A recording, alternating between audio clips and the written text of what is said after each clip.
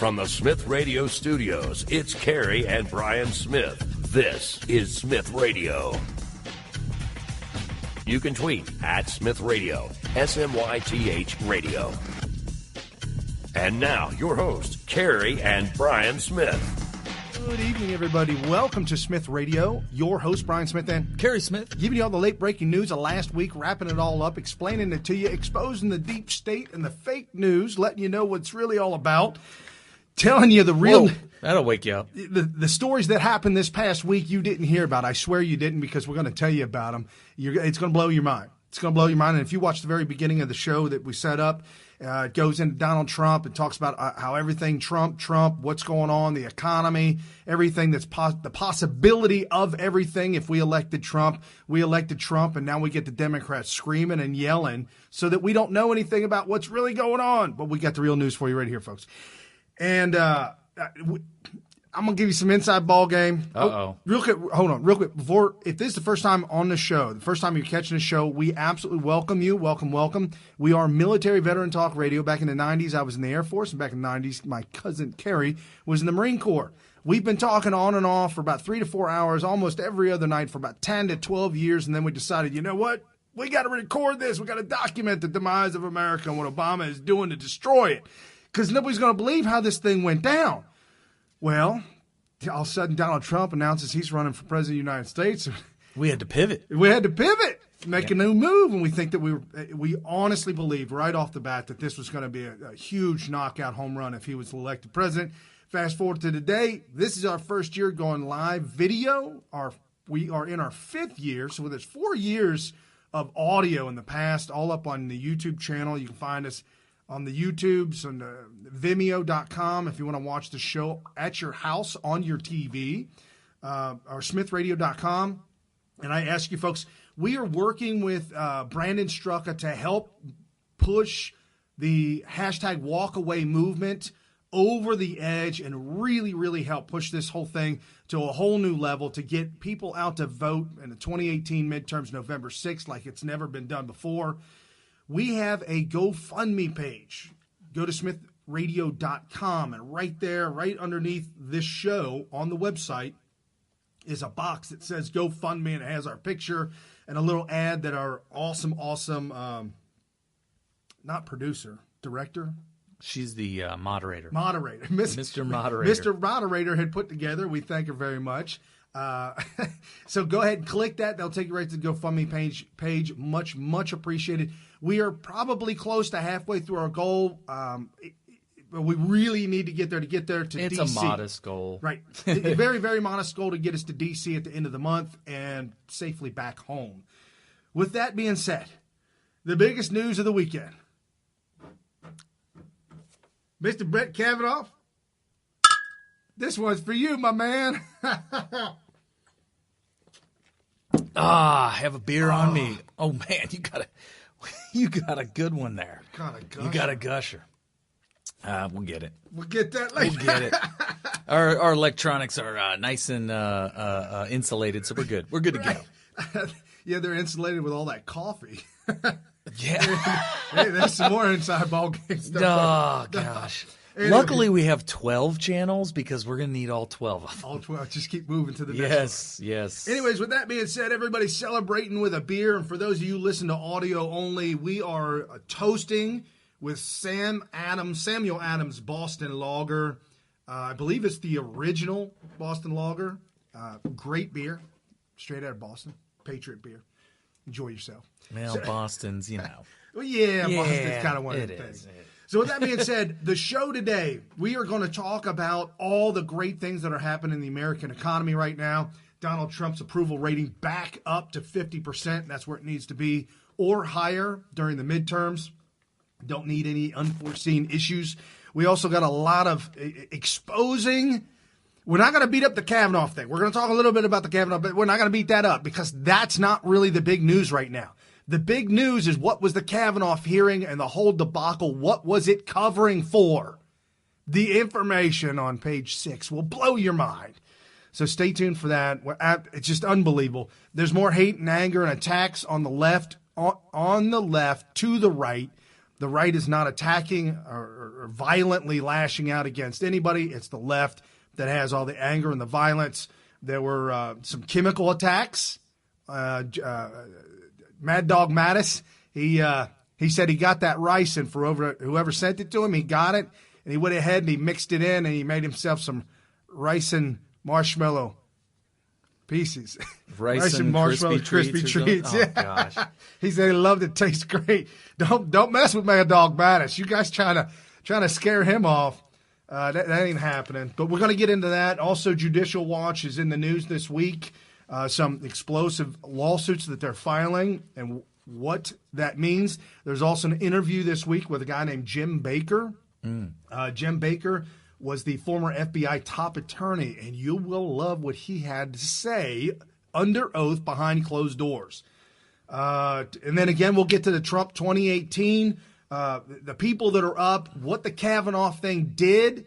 Has it pushed the needle for the Republicans, and which needles are they pushing? And I have a lot to say about those items. Okay, cool. We got George Soros, obviously, in the news because he's been funding all the hate and anger in the background. GOP funding, we'll talk about that. The fundraising, talk about that. CNN fake news got trolled really bad this week by Ted Koppel, a real journalist. Is he? He destroyed little baby Brian Stelter. So that was pretty fun. That was pretty awesome. President Trump's accomplishments, what was once thought impossible, trade deals that happened this week that will blow your mind. Yes. It'll be relevant to are we interviewing somebody today? Yes. And lastly, Trump prophecies. We'll get into that in the last hour. That is a real deal, folks. But first off, at the bottom of this hour, here in just a few minutes, we have a very, very special guest, Quentin Kramer. Hashtag Fund the Wall. We had him on a few weeks back where he started an organization to crowdfund and donate money to the government and the branch of government that's responsible for building the wall. Now you're like, Brian, why would we want to do that? Well, here's the thing, folks.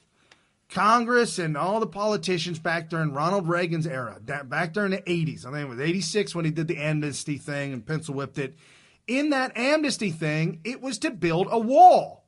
Yes, if you're shocked, it's because they don't talk about it. But there was a bill in that bill that he signed for amnesty was also to build the wall. They pulled the money out, so the wall was never built. It was completely defunded, and that's why it's never been built. But the wall's supposed to be built. Well, as you'll see really quickly here, Quentin has found a loophole to where citizenry can actually force these different branches and departments, if we give them the money, to use the money that we deem what the money should be allocated for. They have to actually follow through with it. So here shortly at the bottom of the hour, we're to have him on. I'm just kind of on a hold pattern. I don't know if you have. Do you have anybody to text and say, "Hey, what's up, man"? Oh, I don't know. I should check, shouldn't I? Yeah, you should. Oh, did you give him a time? Yeah, I sent the message out, and I said 5:30 at the bottom of the hour. Oh, okay. So he'll probably let me know 5:30 sweats. or close to it. So we'll have him on. It'll be a lot of fun because we had him on a couple weeks ago, and I thought we really hit every single angle. I was really hitting him with all kinds of questions because it seemed unbelievable to me.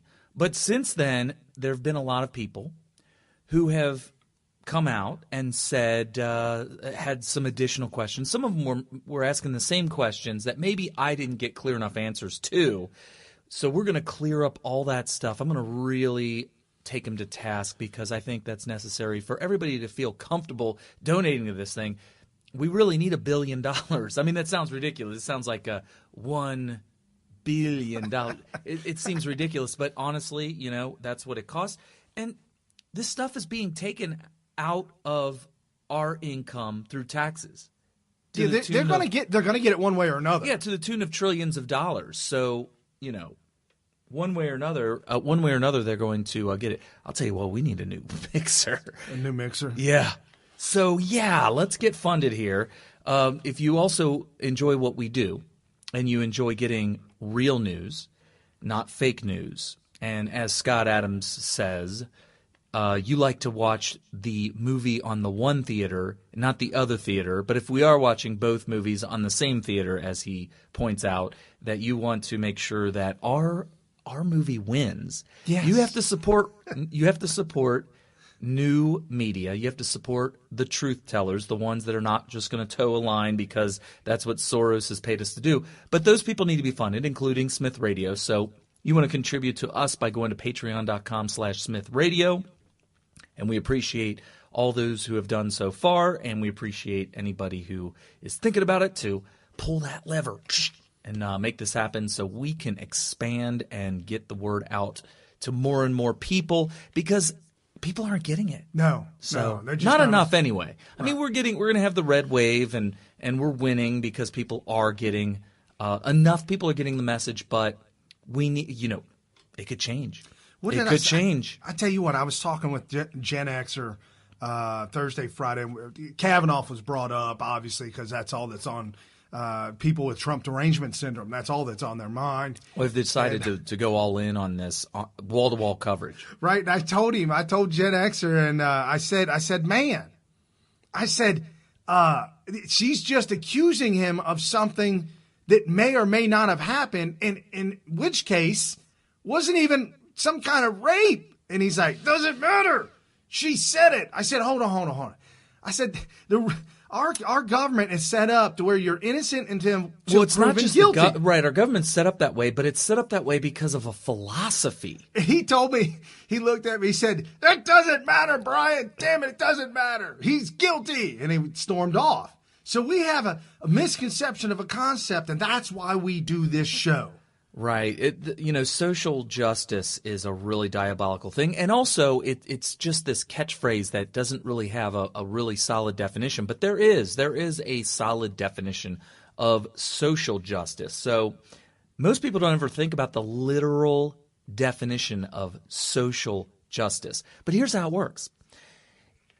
Do you know how individual justice works? Yeah, when I go and I get it. I go and get revenge. No, well, I mean, if you break a law, you personally, Brian Smith, will be apprehended, or maybe let's just say accused. And prosecuted. You'll be prosecuted, you'll be arrested, prosecuted, and then you'll have a court date. And if you are convicted of it, or maybe even set free, that would be considered individual justice. Right. Social justice is when a group, a member, or maybe a group of people who can be categorized in a certain social group have committed some sort of a crime, or it could be construed as a crime, or it could just feel like an injustice. And because you are a part of that social group, well, the whole social group has to be punished. That is social justice. So in the case of white men who founded this country, who owned slaves, we are now considered all slave owners. Right, every one of us, and even to this day. And black people are considered all slaves who are victims of slavery, even if they were born 100 years after slavery was abolished. But they feel that justice has not been served, so we need to get justice by going after all white people today, even though we're like, what are you talking about? I'm against slavery. I'm an abolitionist. My ancestors were abolitionists. If you listen to Dinesh D'Souza, you find out that only a very, very small percentage of white men own slaves. And as a matter of fact, the same percentage of people of color, non-whites, also own slaves. Same percentage. So it wasn't even a racial thing. But I don't want to get off on the sidetrack. Here's why this matters. Here's why I'm bringing this up. Brett Kavanaugh may or may not have committed a crime or something similar to what he's being accused of. I have made the determination based on the facts that have been presented that he did not commit anything even remotely close to what he's being accused of. However, he is a white male who is a member of a group who also have members that have committed sexual misconduct to not just a woman, but women in general. What? Well, because if one woman has ever been raped or groped or touched without consent or something to that effect, then it's because she's a woman and it's because the perpetrator was a man, which means it's all men are guilty of doing sexual misconduct to all women. All right? You guys follow me so far? Okay. So, when an accusation comes down to Brett Kavanaugh as a social justice warrior, it does not matter whether or not he is guilty of it or whether or not facts exist to prove that he may even have done it, or he could be totally innocent of it. It doesn't matter. The fact is that he is a member of the group who needs to be punished for being a member of a group who would commit such a crime against women. And now, Blasey Ford, most people are saying that she is actually a victim and that she should get justice somehow or another. And by proxy, we're going to get justice by punishing the innocent man because she pointed the finger at him. But let's say she actually didn't have this thing happen to her. Maybe she never was a victim of sexual misconduct. That's possible still, right? Because she has no evidence of it. If it is the case that she is not even a victim, it doesn't matter because she serves as the social justice recipient. She's the recipient of justice for women at large, not just for herself. So this is what you guys experienced. You experienced an innocent man almost getting convicted in social justice court by a woman who couldn't even prove that anything happened to her, that she was a victim of anybody. So that's what we had. So that was my rant here while we waited to bring up the wall. So you want to introduce our returning guest for our show today? Yes, a returning guest, Quentin Kramer, headed up the organization that is crowdsourcing or crowdfunding the wall. He found, I guess, what to us would seem to be kind of a loophole to be able to crowdsource and fund and, I guess, force the federal government or the department that is doing this, force them to use the money as we see fit or allocate the money as we demand, I guess, if you will. So welcome, Quentin, to the show, Smyth Radio. Welcome back. Thank you for having me again. Absolutely. So I guess the biggest question that we got real quick, go ahead and set it all up of your organization, what you do and what you're doing, and where people can get a hold of more information from you. Sure. So when last we spoke, the organization itself is American Border Foundation, and we're available on fundthewall.com. And so, as you may recall, when last we spoke, we were discussing a situation where we could crowdfund the wall, and we had been working with DHS to try to get them to accept the money with our conditions, which was that they could only use it to build the wall with, right? And so what we found out in the meantime is that in conjunction with some sheriffs, we've gotten them to accept our terms, and they're willing to accept the money and use it with our conditions. So now we're basically off to the races. Okay, so this is actually better news now to those they're a little nervous or they're on the fence. Well, how can they do? So you're saying it's actually in stone. There are conditions, and they're willing to meet those conditions. Yep. We've had multiple conversations with them, and they are on board now. So we're scheduling the first delivery with them probably for the last week in October. Excellent. Now, just real quick, some updates, and you contacted me this week because there are some new developments. And obviously the one where the sheriffs are involved as well, but some new developments and some, I think they're kind of big developments. It seems like it's starting to move in the right direction. So what's going on now? Well, I mean, we've had people come out of the woodwork in the sense that there's people all over the country that are willing to support the project. So I think that as we've been able to get past these things and the fact that we've been very transparent with people in public around what is the current status of the project, and as we've gone through these different negotiations with the IRS and with DHS, that we've had a lot of people that were willing to donate initially. So we've already received over $100,000 in donations. Wow. Awesome. So that's quite a bit of an increase from the last time we talked, isn't it? You had probably, several thousand that was going on, and now we're up to 100,000. And you have a goal set at what was the goal here? 450 million. 450 million, which may sound like a lot, but it is a border wall that's going to stretch at least 1,000 miles, right? Do we know the specifications? Well, so this particular project that we're talking about with this budget is for a project that's in Arizona on the Berry Goldwater Range. And so there's a specific project identified for that 450 million. That would be a 63-mile stretch of that range in Arizona on the Arizona-Mexico border.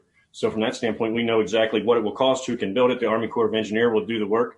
So we'll be able to fund that specific project and see the resources going directly towards a specific construction project. Now, you said the Army Corps of Engineers is it cheaper going that way? Is it? I mean, I would think it would be less expensive than hiring just an independent contractor.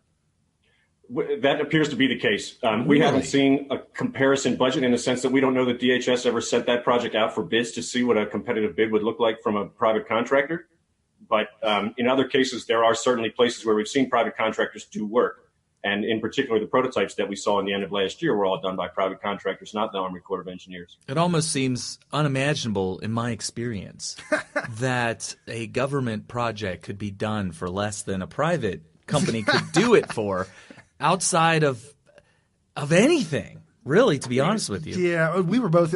Kerry was in the Marine Corps. I was in the Air Force, and I was in the machine shop, the aircraft hangar, and all our toolboxes, dozens and dozens of giant, brand new chest, snap-on toolboxes, thousands and thousands and thousands of dollars for the best toolboxes Snap-on ever made.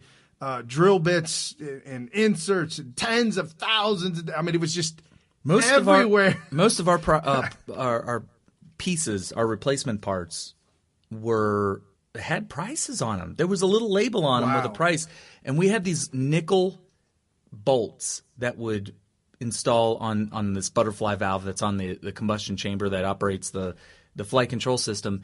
And they were probably about 3 inches long and 5/8 inch diameter. And there was nothing super special about them except that they were made out of nickel, like pure nickel. Oh, wow. And they were $162 or something like that. And it was one for one. So, right.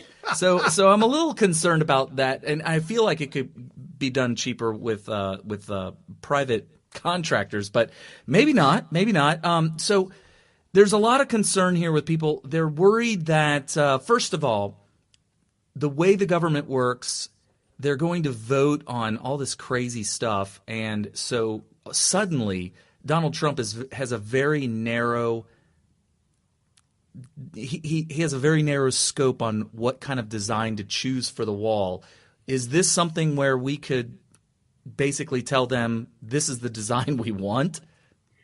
Not yet. I mean, we may get to that point, but I wouldn't push our luck, to be honest with you. We've gotten the DHS to accept our conditions to this point. I would rather see them take the money, make sure that they're spending it on a project. To your point, we can cover the expenses of it and making sure that they're spending it well as they do it. So our organization feels like we have a responsibility to the people who have contributed money, that we are to make sure that DHS spends it well. So we'll be keeping track, surely, of how they do spend it. Over time, I think we'll potentially see those prototypes evolve. So I think many people are disappointed in the fact that they see the similar style walls going up to what we've already had, a bollard style fence or what have you. And so it's not the wall from the prototypes, but it's enough to secure that particular area of the border. So from our standpoint, that works. Okay. Right. And I know Trump wanted a wall that was transparent, that you could kind of see through. And I did. I liked the walls, the prototypes that were put up, but apparently they didn't hold up to certain standards and expectations, so they're going back to the drawing board, which just seems kind of frustrating. Mr. President, if you're listening, I already have – I mean, it's expensive. It's probably the most expensive wall you can build. But if you need to be able to see the other side of it, you need to make it thick enough to where you have a road on top of it, similar to what you see with the Great Wall of China, where, you know, it's this giant walkway on top. In our case, it would be at least one lane, maybe 2 lanes. And you know, it's a thick wall. It'd be extremely expensive, but tactically, you know, you would have to climb up on that thing. and you would have Border Patrol barreling down the top of the wall with a vehicle to catch people. I think it would be the best way, but that would be very expensive. So, but it solves the problem of we need to be able to see the other side. We need to be able to see people coming. To make it transparent causes all kinds of problems. The bars that I see some of them have end up being a great way to climb up the damn thing. Yep. So I was surprised to learn that. I mean, we saw spotter huts on the opposite side of the border when we went down there, and they're clearly there to be able to tell when CBP agents are in the area so that when the CBP agents clear, then the people go across, right? From our standpoint, we figured that the solid walls that we saw 7/8 of the prototypes to be would be more effective, and CBP would prefer those. But in fact, they actually prefer the ones they can see through. And so I think that's part of the reason why most of it's just a lack of imagination. You know, you have to think outside the box. I mean, make a wall where if you want to go really cheap, you could do like the ramparts of the old castles where it's one wall, but at the top they have like a ledge where you can walk across the top of the wall and all that. So you could see the other side from a ledge at the top, and you could have it so that Border Patrol could walk down it or something like that. Or maybe you could have something where at the top of the wall there's like a monorail or something if you have to traverse the wall very quickly. See, I missed my calling. I should have been an engineer. So, well, we've heard all sorts of things. I mean, we've had a call last week about a pipeline being in there and all kinds of different ideas. So there's certainly no shortage of people with concepts and ideas of how to bring that forward. But I think that the practicality of it all leaves us with what we have today to a certain extent. So, Quentin, you, as we talked just the other day, you have a goal and you're delivering the first check this month, and you're thinking that there's possibility you may be able to hit a new goal by the time that you deliver that? Well, absolutely. So from this point, we're going to have that on the calendar very soon in the sense that we know we're shooting for the last week in October. We're trying to get some sheriffs to come down. We're trying to get some angel families to come in. And of course, the DHS. So we're in the process of trying to bring everybody's calendar together, which, as you can imagine, is never simple. But from this point forward, we'll be able to talk about that delivery event. And hopefully some people that have been concerned about whether this process was real, whether we're telling the truth, will be able to see that come to fruition. And that'll make them comfortable that everybody who's involved with this is doing the things that we've said we've been doing. Right. And so from that standpoint, there's the opportunity to publicize the event as it occurs. And then afterwards, obviously, to show people that. What percentage of the money that gets donated goes straight to DHS? Do you guys take overhead, or how does that work? So far, everybody's a volunteer, and we've paid all the expenses out of our own pocket. There will probably come a time where we have a couple of people that are employees, and we'll have an organization here. To the extent that this is a nonprofit, this is our only revenue source. So it's not like we have other funds that are up right now. But again, we've tried to cover all the expenses as best we could out of our own pocket. So that will hopefully be the case moving forward, but we'll see. So the line that we've been giving is that we'll potentially use up to 5% of the money for administrative and potentially up to 5% for advertising. That would still be an A on Charity Navigator, but our intent is that if we get to that $450 million goal, then we're not going to need anything like $4.5 million worth of admin, and we shouldn't need anything like 4.5% or $2.5 million or $2.25 million to get to advertising. So percentage-wise, percentage-wise, you're talking extremely low, because as you get bigger and bigger and bigger, even though you may hire people to do it, you're talking about an extremely tiny percentage of what you're earning. Exactly. Before we get too far down, I wanted to get this. You may have covered some of this, but Rachel Nickerson on Twitter, she is at rnickerson443 at Twitter, and she said, I would donate for the wall, but unsure the money would go to the wall fund, just like PP charges, that's Planned Parenthood, just like Planned Parenthood charges patients receiving donations, receive government funding, and donate a lot of money to Democrat Party. As an ex-Dem, I say no to my tax money going to them. So she doesn't want her tax money to go to Planned Parenthood, but they do. And also, tax money is supposed to go towards funding the wall, which is why Congresses keep on denying us. So if you would like to address what she's saying, she sees what's happening with there's these entities out there who are doing things that the government is funding, but also take a lot of donations, and it ends up being a big scam, right? Even Planned Parenthood is lying about what the money's being used for. It's for women's health and stuff like that, when really it's an abortion mill or whatnot. So in your case, does any of this money go to fund the Republican Party or anything like that? What would you say to her? So there's a couple different things. As a nonprofit 501c3, we are specifically barred from, quote unquote, participating in campaign activities. That means I can't endorse a candidate. I can't even say things like don't vote for conservatives or liberals or any of those sorts of things. So from that standpoint, we are fully bipartisan or nonpartisan, whichever way you want to look at it. In many cases, what you find is that these organizations put up a 501c4 next to a C3. Right. So they take donations on one side and they sort of commingle a little bit and they play games. And then you'll see like Planned Parenthood Action is the one who's actually doing a thing. And so that becomes the political arm of it. But it's not a C3, it's a C4. And so they can do different things with the money.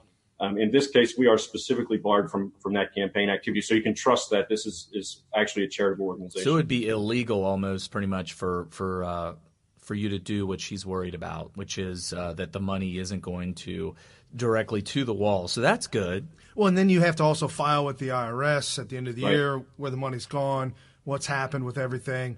And that could be a big debacle. Well, I mean, basically, we would owe taxes as though we're income, right? It would be corporate income on all this money that we've already had, and we'd have to pay tax on it, which would be a train wreck. So what's the website? The website is fundthewall.com. If you're watching us live on video on Sunday night, 5 to 8 p.m. Eastern, I got it down right at the bottom of the screen, Quentin Kramer's name there, and then fundthewall.com. If you're on Twitter, I don't know, just get at the top of my Twitter account. I just retweeted him out.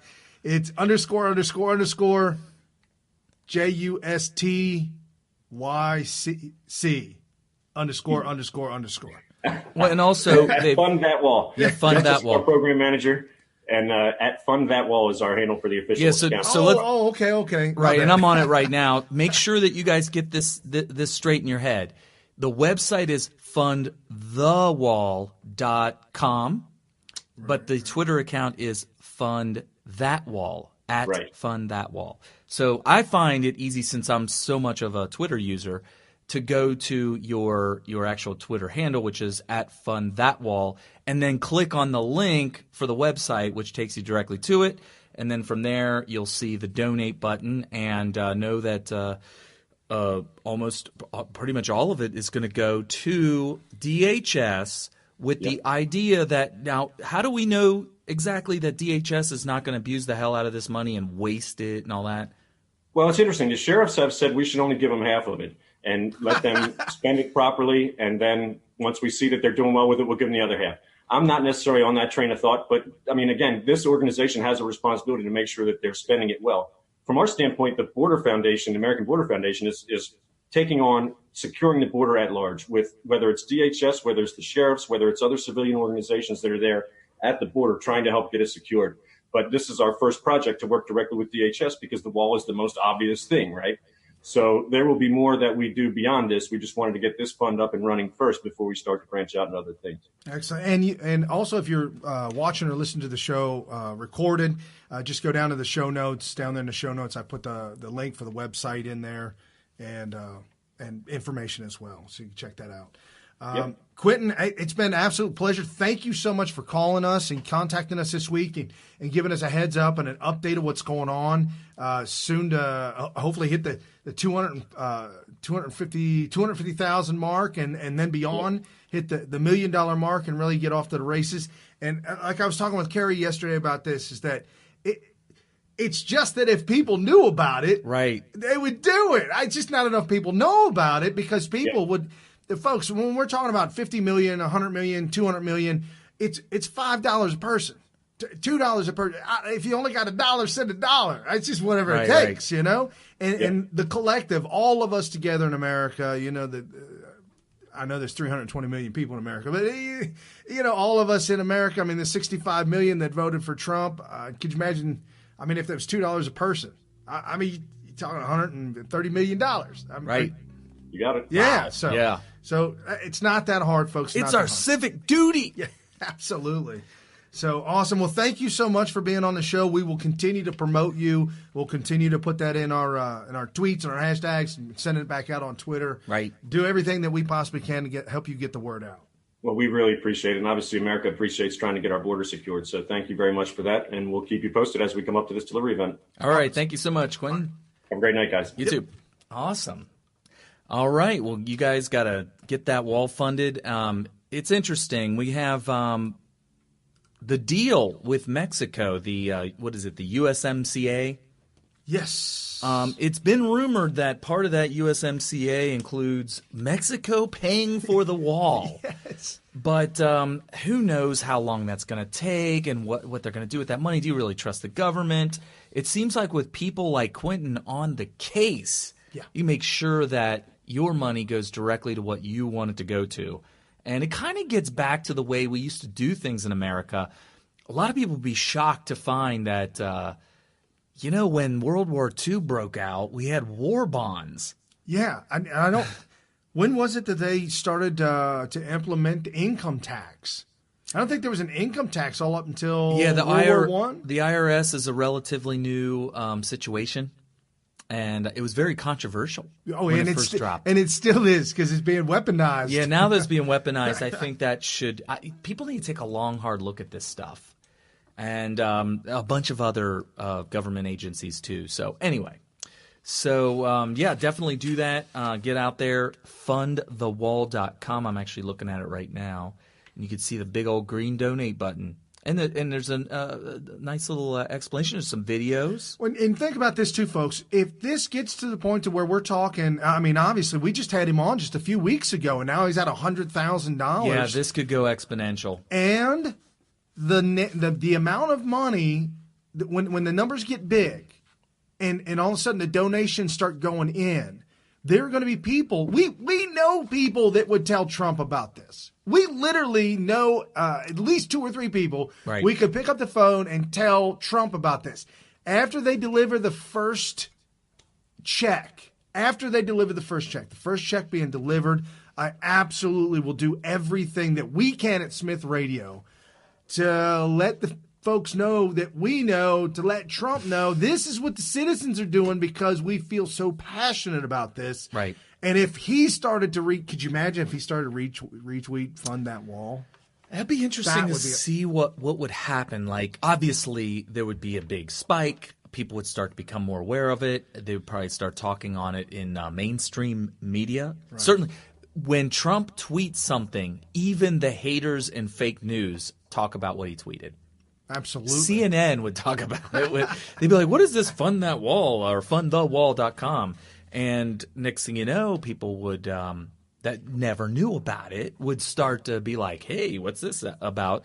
And they'll look into it, and then they'll see that Smyth Radio interviewed him because there's these questions. Right. These questions are like, whoa, what are these guys doing? It's like that woman that raised $400,000 for the homeless vet and then decided, wow, that Bentley looks pretty nice. Did she get in trouble? She was ordered, and she's in big trouble because she was ordered to pay every dime of it to him, but she had already made some very big expensive purchases. So these are things like I think there was a luxury car that she bought, and let me tell you something, you cannot take a car back to the dealership. Well, you could, but you ain't going to get no money back for it. They don't want it back. If you try to sell it for top dollar, you're still going to lose. For her, for that kind of a car, probably $10,000. Sure, you drive that off the lot. Nobody wants this that. Is going to end up being a financially devastating for her. So with that being said, like we were talking about earlier, you have to report these things to the IRS, 501c3, absolutely nonprofit organization, absolutely cannot be involved in politics or political action or colluding with political action committees at all, either party whatsoever. Yeah, unless you're the Clintons, then you can do whatever the hell you want. It's a good thing I didn't go too far down the road with that Planned Parenthood rant because he can't comment on that. No. I mean, he did laugh, and we can infer what he meant. Whoa. If he's laughing, that could be construed. No, I'm just kidding. No. Just kidding. Speaking about people being in trouble, now, obviously, folks, if you live on planet Earth, and you live in America, or you have any tentacles in the interwebs, okay, you know that we were all glued to the TV yesterday at 3:30, and Kerry was busy, so I texted him now. Yeah. With that being said, 50-48, Judge Kavanaugh confirmed The one Senator Murkowski out of Alaska that Sarah Palin said, I can see 2022 from my house. That was pretty clever. Kind of clever. She voted present, but I believe she said my vote would have been a no vote, and the other senator that is out at his daughter's wedding would be a yes vote. Yeah, so we would Senator Daines or something like that. Yeah, so we would cancel each other out. So I'm just going to abstain. I mean, I'm going to sit back and do nothing. Well, if she voted no, it would have been 50-49. But the reason she wanted to – well, I shouldn't say the reason. The reason she said, which I don't – we infer. This is where you get the real news. She actually said that she wanted to keep the vote margin, which was 2. So it was 51-49 by Daines being gone, Senator Daines being gone for his daughter's wedding. And not voting, her vote would then make it one point margin, which would be 50-49. And so Murkowski decided, well, if I vote present, that'll keep the 2 my constituents happy. No. Oh. She didn't say that. She said it will keep the 2-point margin. It means nothing. No. 50-49, 50-48, it doesn't matter. It means nothing. She was making that excuse so that when she runs for election, she can say, I didn't vote no. I didn't vote no. Not me. But you know what? Her voting no on cloture, which was the vote that needed to pass in order to do a vote, which, let me tell you something. How's Senate work? This doesn't make it's so well, they all got to vote to stop talking about it. Right. That's what they do. Okay, y'all. I'm tired. It's been 2 weeks. I want to stop talking about this. Let's move for cloture. Hold on, Brian. Hold on. You can't just say that we want to stop talking about it. We need to tell you that we're ready to stop talking about it. So we're going to take a vote on whether or not we're going to stop talking about it. Okay, because I want you to stop talking about it. So let's take a vote I wasn't going to stop until we had a majority of people tell me to shut the hell up. Okay, well we got a lot of people getting mad telling us to say shut up. Right. Well, let's see how many people want me to shut the hell up. I need at least 51% of all of America, 321 million. I need at least 110 million people. Why can't 160 million people? Why can't we just have Senate to do a vote to tell me to shut up? No, we got to get cloture. We got to get cloture. Man. So we need to organize an election to get people to shut up. Oh my gosh! Get the precincts open. Get the volunteers in there. Get the ballots. Get the money flowing. Yes or no? Do you want Senate to shut up? That's the only vote on the ballot. Oh my goodness! And now that they will shut up, we'll now move forward. Well, folks, think about this. This is a phenomenal win for America, not for Trump, not for just us. It is a win for America because we got the Senate to shut up. Right, we got the Senate to shut up. But something else on a side note that I know, I'm just saying stuff that you guys you already know, but it's. But it really shoves it in the Democrats' face. It really just jams it down their throat. Just jams it down their throat. Apparently it shut them up. Did you hear what happened on Deface the Nation? I was shocked. On Deface the Nation, you have John Dickerson, who, by the way, has me blocked. He blocked me. Congratulations. Good for you. I worked very hard for that. And not everybody can get blocked by John Dickerson. So, I'm very honored and humbled by the opportunity to get blocked by John Dickerson. But anyway, he had an interview with Senator McConnell. And Mitchie. Cocaine Mitch. What? Wow. You haven't heard that one? No. Where did that come from? I can't remember who called him Cocaine Mitch, but now everybody who's on the right calls him Cocaine Mitch. God. So Cocaine Mitch now. I thought you knew that. I thought you knew he's called Cocaine Mitch. So Brian's looking it up. The Kooky Tale of Cocaine Mitch. Oh, it's Washington Post. I don't know why he's being called Cocaine Mitch, but it's hilarious. So we're all calling him Cocaine Mitch. But anyway, so he was on Deface the Nation.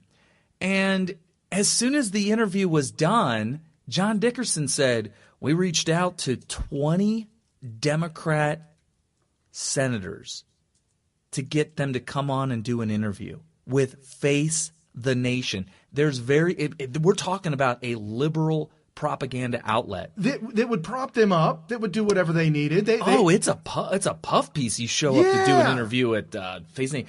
20 different Democrat senators, all 20 of them said no or didn't return their call, did not want to come on Face the Nation. So apparently they've made the conscious decision to go into hiding. So did you get a reason why they call him Cocaine Mitch? I'll have to ask Jack real quick. Why do they call him Cocaine Mitch? One of my goals as U.S. Senator would be to ditch Cocaine Mitch, U.S. Senate primary candidate Don Blankship, Republican of West Virginia, in an ad attacking Senator Majority Leader Mitch McConnell, Republican in Kentucky. Quote, having cocaine on the family-owned ship certainly should be of interest because cocaine deaths in this country keep going up, and even though that ship, I think, headed to Europe, we still need to be aware that there are cocaine and other drugs moving on the high seas on commercial ships.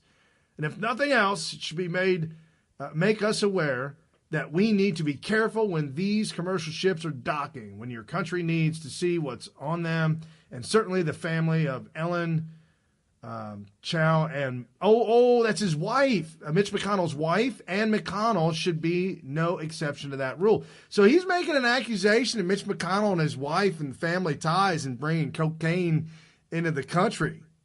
Cocaine Mitch.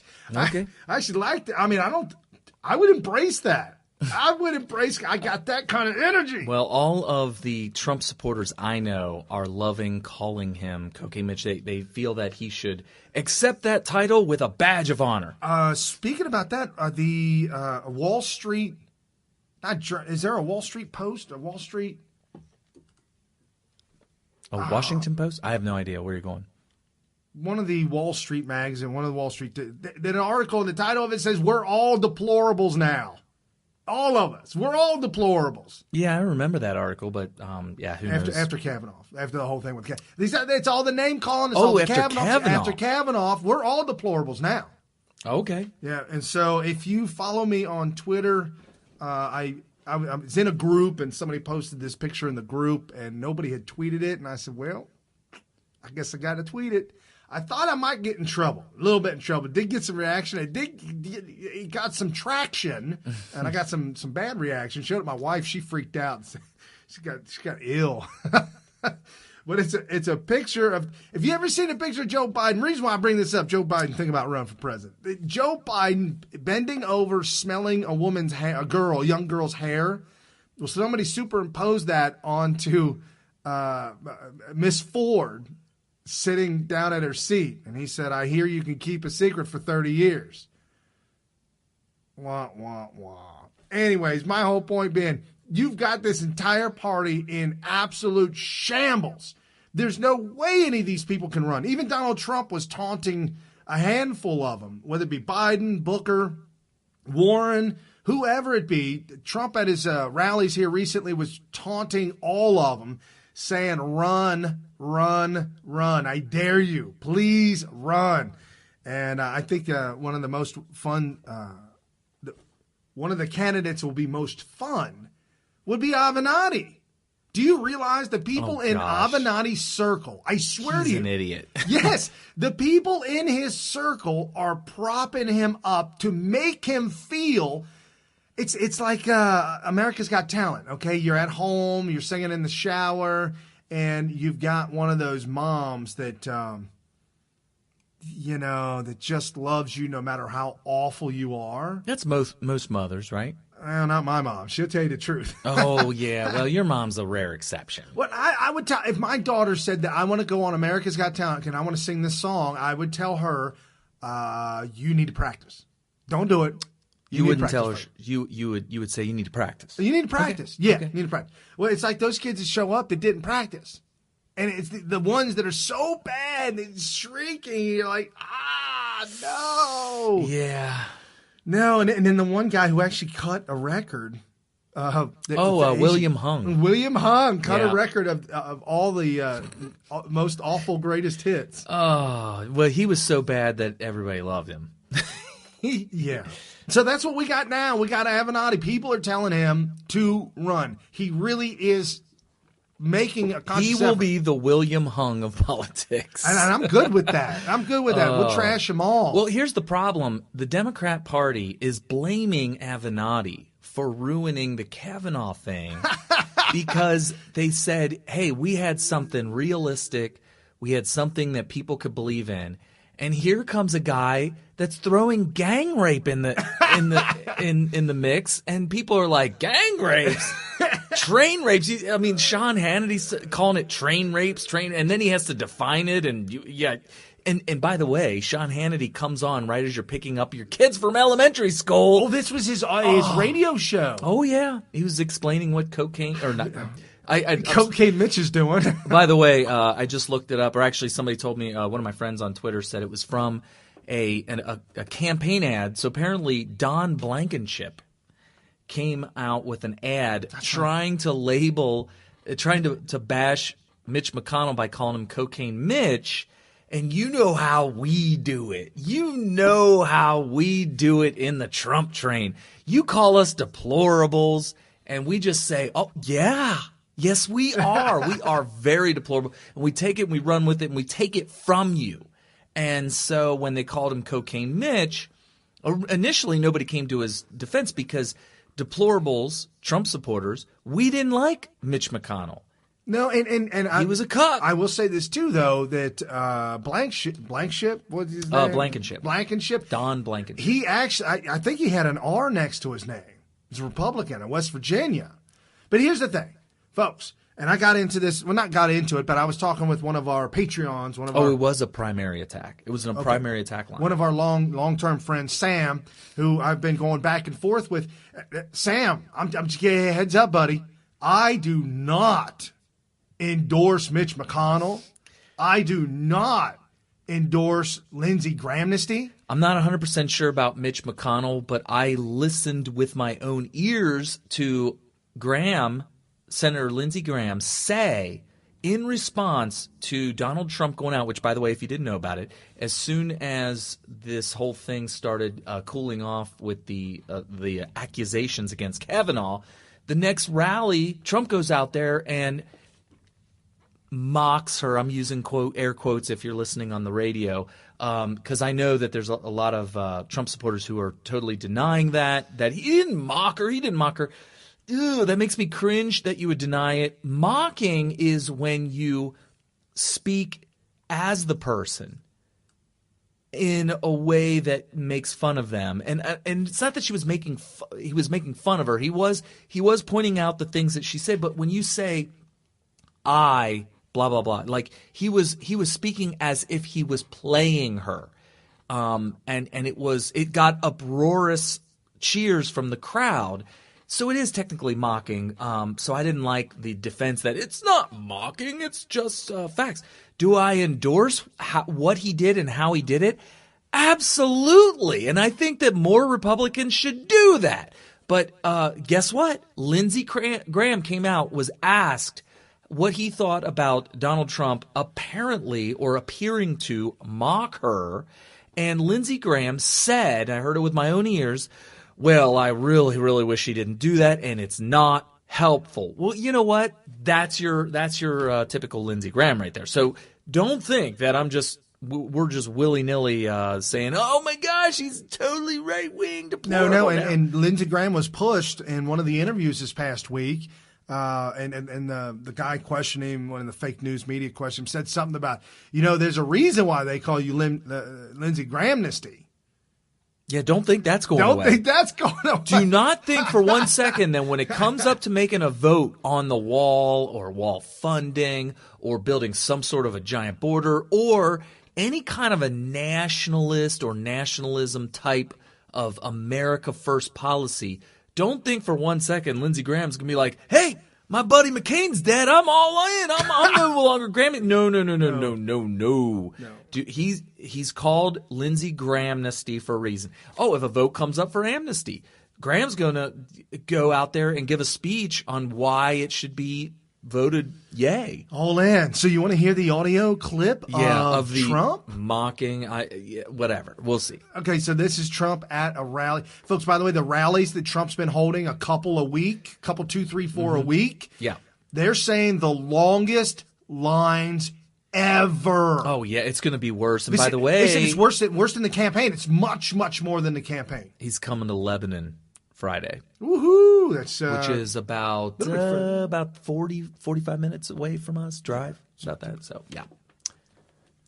Oh, we have no audio. We have nothing. There we go. 36 years ago, this happened. I had one beer. Right? I had one beer. Well, do you think it was? Nope, it was one beer. Oh, good. How did you get home? I don't remember. How'd you get there? I don't remember. Where is the place? I don't remember. How many years ago was it? I don't know. I don't know. What neighborhood was it in? I don't know. Where's the house? I don't know. Upstairs, downstairs, where was it? I don't know. But I had one beer. That's the only thing I remember. And a man's life is in tatters. A man's life is shattered. His wife is shattered. His daughters, who are beautiful, incredible young kids. They destroy people. They want to destroy people. These are really evil people. So okay, he got flack for really evil people too. Right. Well, I mean, they are. But that's okay. I'm just saying he got flack for that. But yeah. But in my opinion, okay, let me revise. I've actually heard that probably about 5 times, and now I'm listening to it very, very carefully because we're talking about mocking and whatnot. He actually asked the question as if he was the person asking and answered as if he was her. So he was going back and forth as if he was reading from a script. Also, he didn't, when he talked in her voice by saying, I don't know, he didn't say it in a way that was insulting, like, altering his voice to make her sound dumb. He was just stating it as this is what she said. Yeah, this was her testimony. Right. He was just repeating. So it wasn't mocking. Q&A. Mocking probably is the wrong word for it, but I took it as mocking because whenever you're speaking in the first person, somebody else's words, and you're doing it to play up to the crowd, to persuade somebody against that person, which clearly, I mean, how you argue against that's what he was doing, that should be construed as mocking. And by the way, there's nothing about what Trump did that I'm against in any way, shape, or form. No. I think that what he did was absolutely perfect, and so did everybody else in the crowd, which is why I don't think I've ever heard a cheer like that. I mean, they went nuts. I mean, it's one thing to go, yay, I agree. They blew up. They were just like, ah! It was like their team hit a home run or something, or they caught the game-winning touchdown or something like that. So they loved it. And it wasn't because he was making fun of her, but that her own words ring so false, or her own words discredit the entire accusation.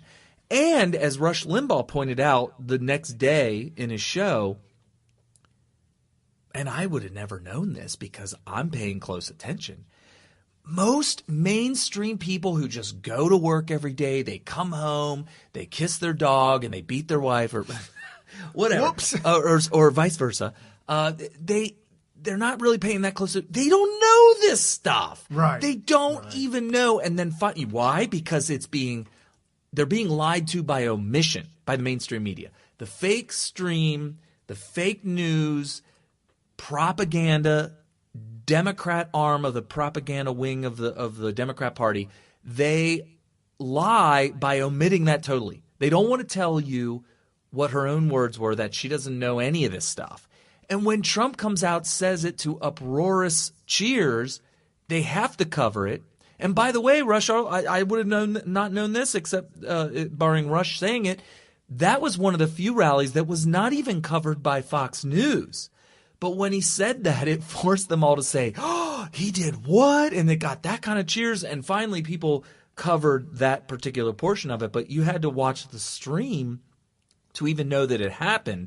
So it was typical Trump getting into the media however he can. And this is the brilliant thing about Trump is if he feels that he needs something to be said over and over by everybody in the media, he'll say something a little bit controversial to get it covered. Oh, yeah. And that's absolutely. exactly what he did. And he did it perfectly because it wasn't controversial enough to undermine the entire thing, like Mitch McConnell apparently – or I'm sorry, I'm not sure if Mitch McConnell said it or not, but definitely Lindsey Graham said it's not helpful. I really wish he didn't say that.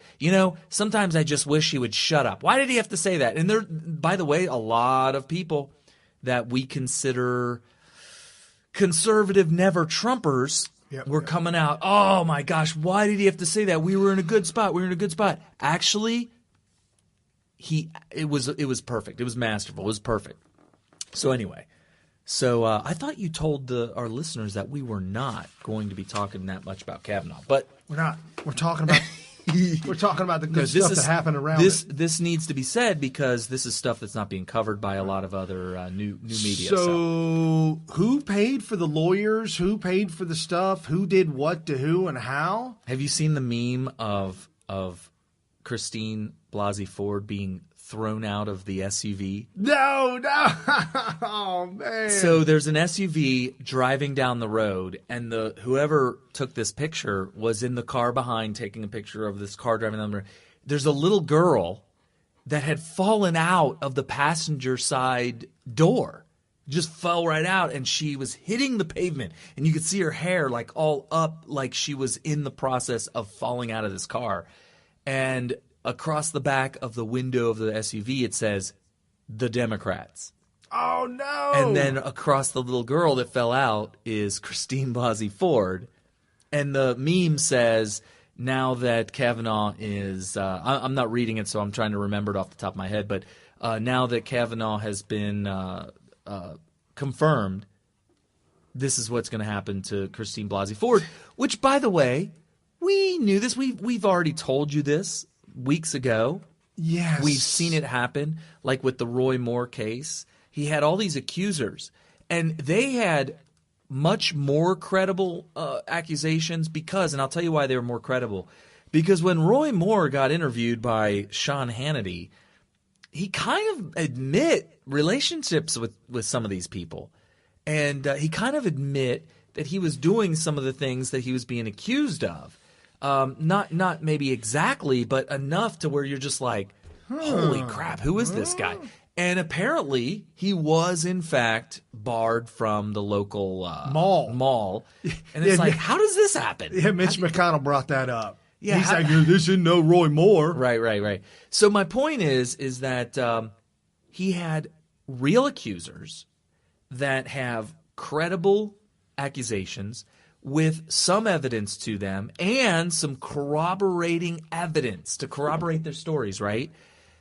And guess what? As soon as Roy Moore loses, those people are gone. The Democrats, they all leave town, just like Rush calls them drive-by media. They get their tents they shove their tents in their vans. The satellites come down off the top of the vans, and they jump in, and they are out of town. They are gone. And the victims are just like, what? What happened? No, man, we ain't got time for you. We used you for what you were for, and that's it. And by the way, done. they're not speaking up because they're like, hey, I got my $7,000. Yes. I got my. That's all I came here for. I came here for my $7,000, and so it all goes away. So breaking news: scandal unfolding for Senator Dianne Feinstein after Kavanaugh hearings revelations. An anonymous staffer says her office paid Dr. Ford's legal retainer and polygraph fee after Representative Ann Eshoo leaked letter to the media. Updates coming. Feinstein must resign. There's a very, very good possibility that she could be in trouble. And Senator Cotton. Oh, there he is. That's him right there. Senator Tom Cotton was on Deface the Nation And let's hear what he had to say. He was talking about it, and old John Dickerson tried to. He's like, no, hold on. No. John Dickerson. So check this out. See, Tom. you can't block somebody that's on the air. Right. You got to be careful who you invite on your show. Right. These allegations are completely unsupported by any evidence. What evidence there is to a 36-year-old claim, all support Judge Kavanaugh's denial. But the Democrats have disgraced this process in the United States Senate in the orchestrated smear campaign of character assassination they've run against Judge Kavanaugh. Their argument, of course, was that Dr. Ford asked to have this held in confidentiality and that they tried to do that. And that's what. So let me talk. No, John. Let me talk to you about that. Let me talk to your listeners about, or your viewers about that. There is a well-established process of confidentiality on the committee. Dianne Feinstein could have showed that letter to Chuck Grassley, and the two of them, as the leaders of that committee, could have shared it with the FBI, who could have discreetly conducted this inquiry in July and in August without betraying Ms. Ford's confidences. And they have betrayed her. They pointed her to lawyers who lied to her and did not tell her that the committee staff was willing to go to California to interview her. All that's water under the bridge. Those lawyers are going to have to face a D.C. bar investigation into their misconduct. Dianne Feinstein and her staff is going to face an investigation for why they leaked that. Awesome. That's called justice. Real justice. So the lawyers are facing a bar investigation. You could be disbarred, and have your law license taken away. I mean, that's your livelihood. That's where you make money. What would you do? Ask Bill Clinton. He was disbarred. Well, what he did is he got with the Clinton Foundation. You just get a nonprofit, and you go around and you say, hey, if you want this Lolita Express to keep on shuttling people, we need lots of money. We need bodies. We need people. We need to go to Haiti, and we need to collect all the victims. Wow. We need to get them to the island. We need this thing shuttling, and we need lots of money. Let's go. I'm just saying. I'm just saying. Yikes. So violence this week. We had violence. Who was that was attacked? Orrin Hatch. Well, we saw the one where Flake was attacked and Flake buckled, and she kept saying, look at me, look at me. And it was unbelievable how he's such a soy boy. So. Are you talking about Flake? Yeah. Well, the thing about Flake is there's some speculation. You ready to put on your tinfoil hat? Like, what's his name? If you've seen Thomas Wichter, he puts a colander. Yeah, colander. So anyway, the strainer, whatever. And Alex Jones, who has been unpersoned, used to wrap his head with aluminum foil. He does that as a parody, I think. No, it's for real. We'll never know. We'll never know. Get your tinfoil hat on real quick, or colander, whatever you want to get. It's possible that the person who started screaming at Flake may have known that was coming. That may have all been orchestrated. He may have known, okay, so I need to betray Trump by voting no or whatnot, or to delay it with an FBI investigation in hopes that somehow we convince the people to demand that we do an FBI investigation until evidence shows up, because we know it happened. Well, we know what happens. So the evidence has got to be there. The screamer was a paid shill by the Soros administration. Right. But I almost feel like the Soros administration. I almost feel like the way things played out, I almost feel like Flake needed to be it needed to all be coordinated. Where Flake's like, okay, so what time are they coming? Okay, so they're gonna. So I need to be here at what time? Okay. Don't let the elevator close. See, and the reason why I'm bringing this up is watch this Orrin Hatch video after we get done talking about this. Watch juxtapose Orrin Hatch, old dog Orrin Hatch. And I'm just saying, you can see that Orrin Hatch's video leads credence to what you're saying. To my tinfoil hat theory. To what you're saying. Yeah, I feel like it's possible that Flake made sure that this was all set up. Not that he orchestrated it, but that he went along with it. Right. To give some sort of reason that he would do this other than, listen, I know I have a constituency, which actually I don't. Once you announce you're done. That you are leaving the Senate, you no longer have a constituency. Period. And by the way, I don't want to get too much off because I know you have a video on cue. Orrin Hatch. But Scott Adams came out with a video that I thought he was completely opposite on he believes that once you are no longer beholden to your constituency because you're announcing your retirement, he had come out, he had been asked point blank, would you have been able to order this FBI investigation before a vote, saying, I vote yes now, but it's going to be a no if we don't get a week-long FBI investigation. Could you have done that if you were going up for re-election this year? And he said, absolutely not. Well, Scott Adams' reaction to that was, wow, so out of all the senators, Flake is the only one that can be honest. He's the only one that can tell the truth. And I was just like, no, it's actually the opposite. Right. The opposite is this, which is I am beholden to my voters. I have to, if I make enough of my voters unhappy with my decisions, then I am going to lose the election. So obviously I have to do the right thing. Right. Or I need to be, my actions need to be supported by my constituency. You may do something that's unpopular, but when you go back in front of them and say, guys, let me walk you through my decision-making process, and then by the time I'm done telling you why I did what you did, you should be comfortable with me making the right decision. No, what really happened was, I can do what I want now, which is totally the wrong thing, which is totally vindictive, which is just jam it to Donald Trump. To hell with the people of Arizona. To hell with the conservatives that want me to do the right thing. I'm going to do for me, not for Arizona, not for the people of Arizona, but for me personally. And whatever money I'm getting on the back end because I'm allowing this girl to scream at me. Right, and I'm glad you brought that up because I almost forgot this. We believe that he is making the decision that he's making because somebody like CNN could come up. So he's interviewing. He's wide open for corruption. CNN could come up to him and say, listen, flaky boy, Jeffy boy, listen. You know that envelope with those pictures? Here's an envelope. No, forget the pictures. Here's an envelope full of money. Oh, right. We can have you sign a multi-million-dollar contract right now, knowing that you have nothing going on after this November. You ain't got nothing going on. None. Sign right here. We'll get you started come second week of November. You can start with us, multi-million-dollar contract, but you don't get it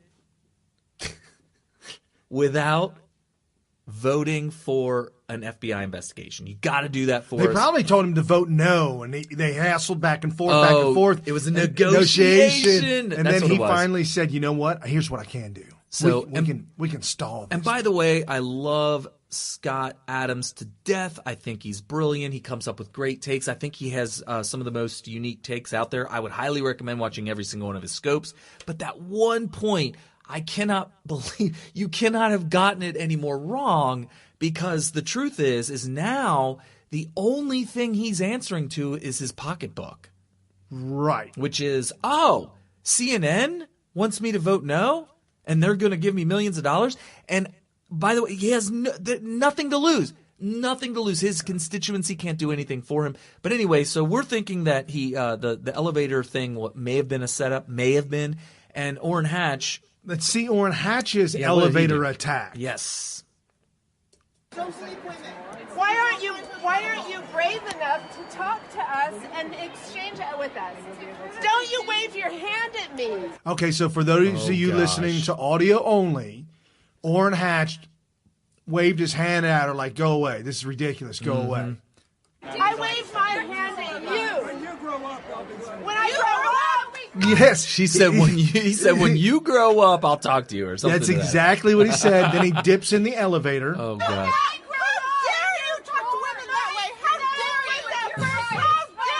Okay, so they're screaming, how dare you talk to women that way? And they're holding the elevator open so that the door will not close. Oh, no. This is exactly what happened to Flake. And that's why we got the video of him being absolutely humiliated. He was humiliated in that elevator.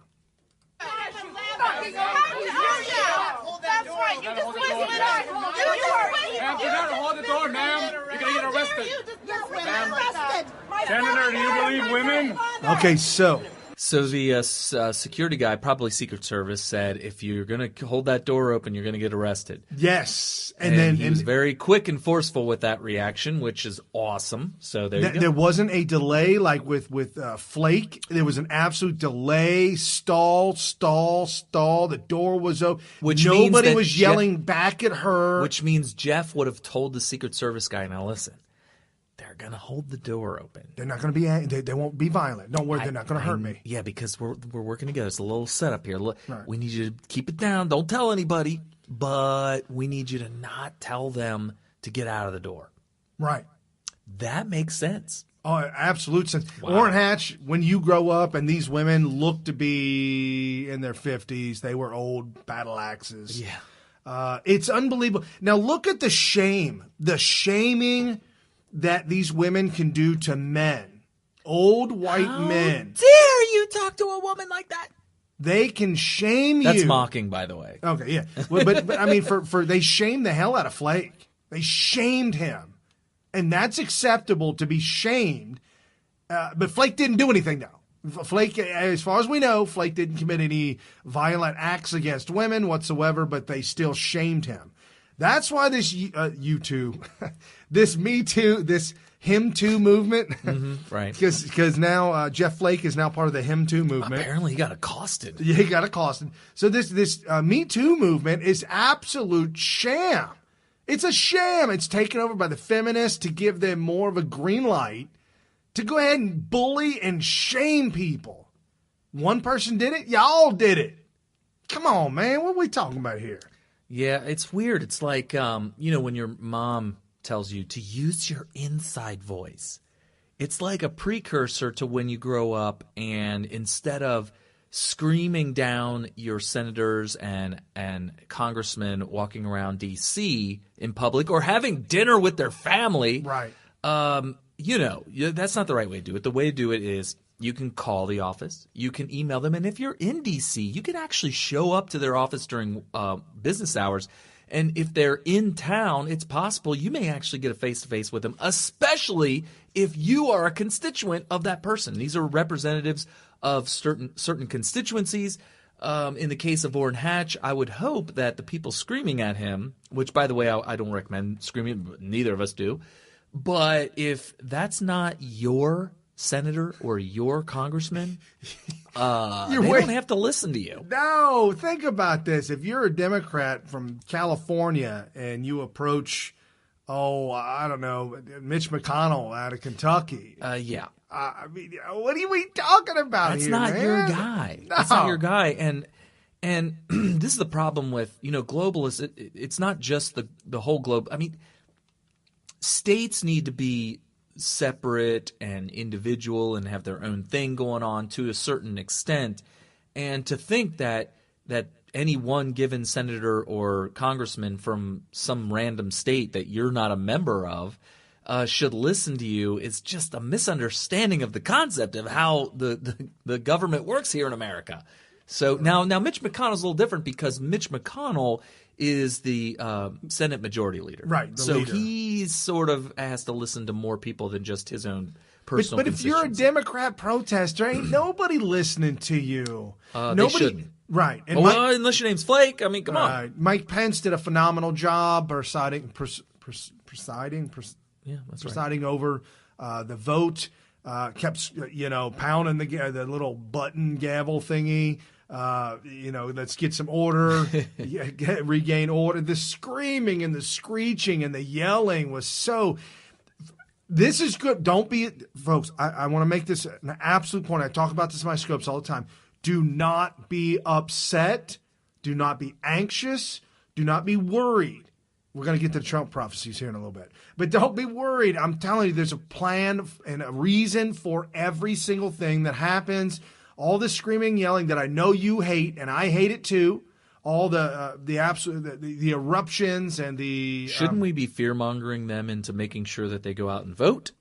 Yes, we should fear-monger you, but I'm not going to. Okay. I want you to understand that it's working out the way it's supposed to work out, and the actions of those in the Democrat Party or those affiliated whether it be feminist, whether it be Me Too, whether it be Black Lives Matter, all the terrorist organizations, the KKK, white supremacists, all of them, and the Democrat Party, all of them, they are out to show everybody who they really are.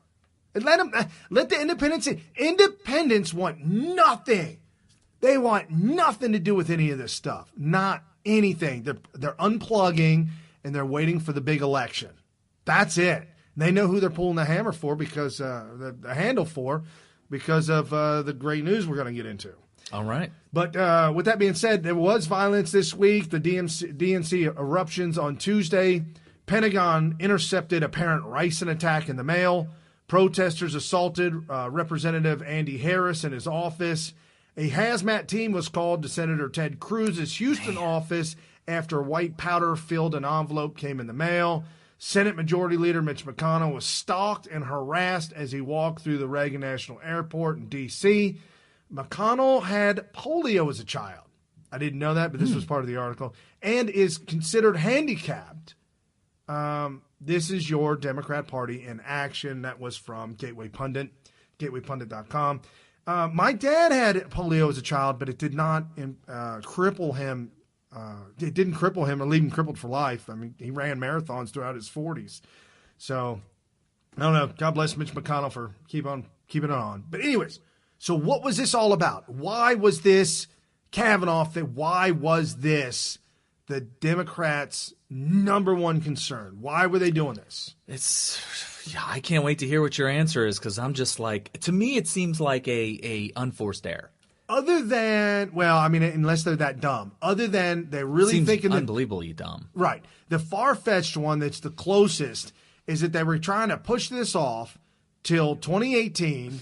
Yeah. Win 2018 Right. with a whole month of anger and hate and vitriol. Right. Win 2018 and then not allow any Supreme Court to be nominated throughout 19 and 20 till they win election in 2020, and then they can appoint. I mean, folks, I know it sounds far-fetched, but they were going for the long game. They wanted to listen.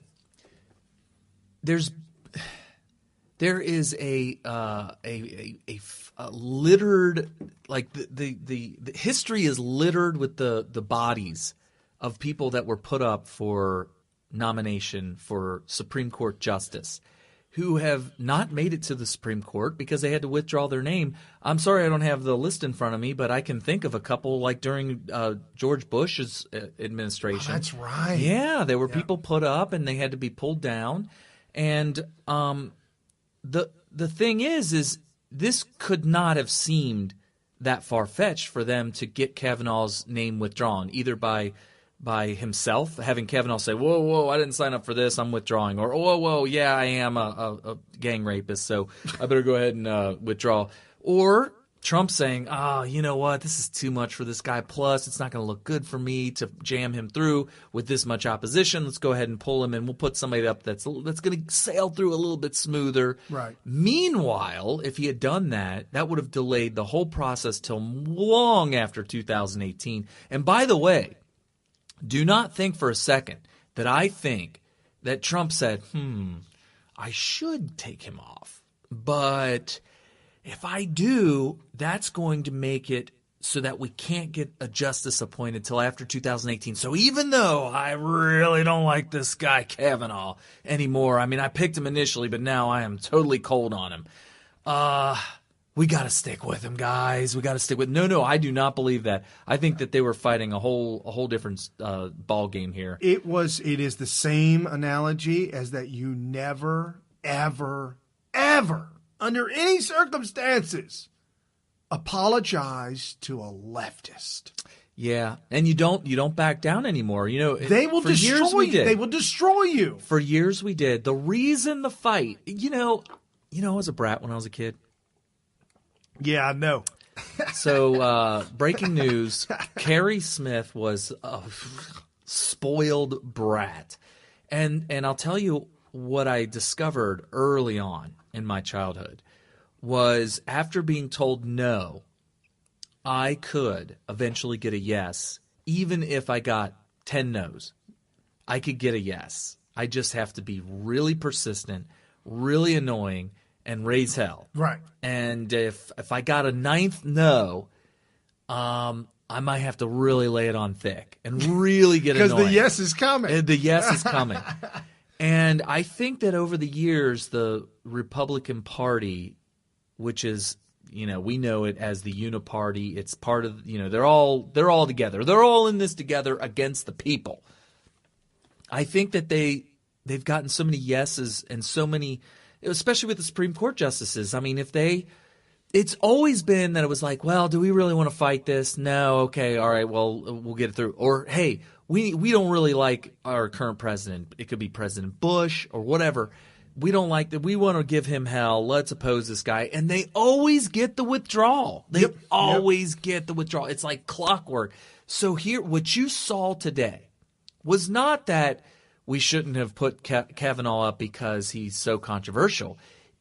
What you saw was the Democrats doing what they normally do, but this time the no really means no, yes. And they're not accepting it, and that's why it got so bad. And they lost their mind, yes. And they didn't realize that, wow, if this no really stands, this might affect our chances in 2018. Right. And guess what? It will affect your chances. Do you know why Donald Trump has such beautiful, perfect, well-behaved, and successful kids? Because he didn't say yes all the time. Because no really meant no. When he said no, there was no. But Dad, it wasn't like Malika. What was Obama's daughter's name? Oh, I don't even know. Out at the clubs, smoking weed on the Instagrams. Yeah. Well, I mean, her dad was part of the Choom gang, so we shouldn't be too surprised by that. No. But no, I mean, when you say no to your kids 10 times and then on the 11th time you say, fine, just leave me alone. If I say yes, will you get out of my hair? Oh, yeah, I will. Yeah. And that's when you turn into a perfect angel, right? You're just like, yes, mommy, yes, I'll be the best kid you will ever hope to have. And guess what? So you become spoiled. My thought process was Russia has not really gone away. It's actually starting to gain a lot of traction, a lot of heat, and exposing all the things that we ever said about Russia, and everything we ever said about Russia is coming true. Meaning, it's all linked back to the Clintons. Okay. And the Democrat Party. I'm claiming that this was a huge cover because there were some big things that happened this week. There's interviews that happened this week, and they had to create some kind of cover for the media to cover something else. Judicial Watch this week sues the Defense Department. The DOJ sues the DOJ for contracts on Trump campaign initial spy, Stefan Halper. The top FBI attorney provided. James Baker. That's James Baker. So Stefan Halper. Mm-hmm. You might have heard the name. I've mentioned the name before. It's one of those obscure names that we didn't really get to. I even had a video of a guy. There's a DOJ employee who was working. He was doing his job, and he noticed contracts were coming in, and this guy, Stefan Halper, was getting paid to write these contracts. He was getting paid to the tune of $1,500 a line. $1,500 a line. And there were tens and thousands of dollars. Okay. Hundreds of thousands of dollars going to this guy, Stefan Halper. Well, this DOJ employee went to his boss, and he told his boss about this. He was soon, the employee was soon, his security clearance was pulled from him. He was soon out of a job, and his boss had direct connections up the line to the DOJ, meaning the Comeys, the McCabe's, had a direct line up to the McCabe's and the Bruce Orrs of the world.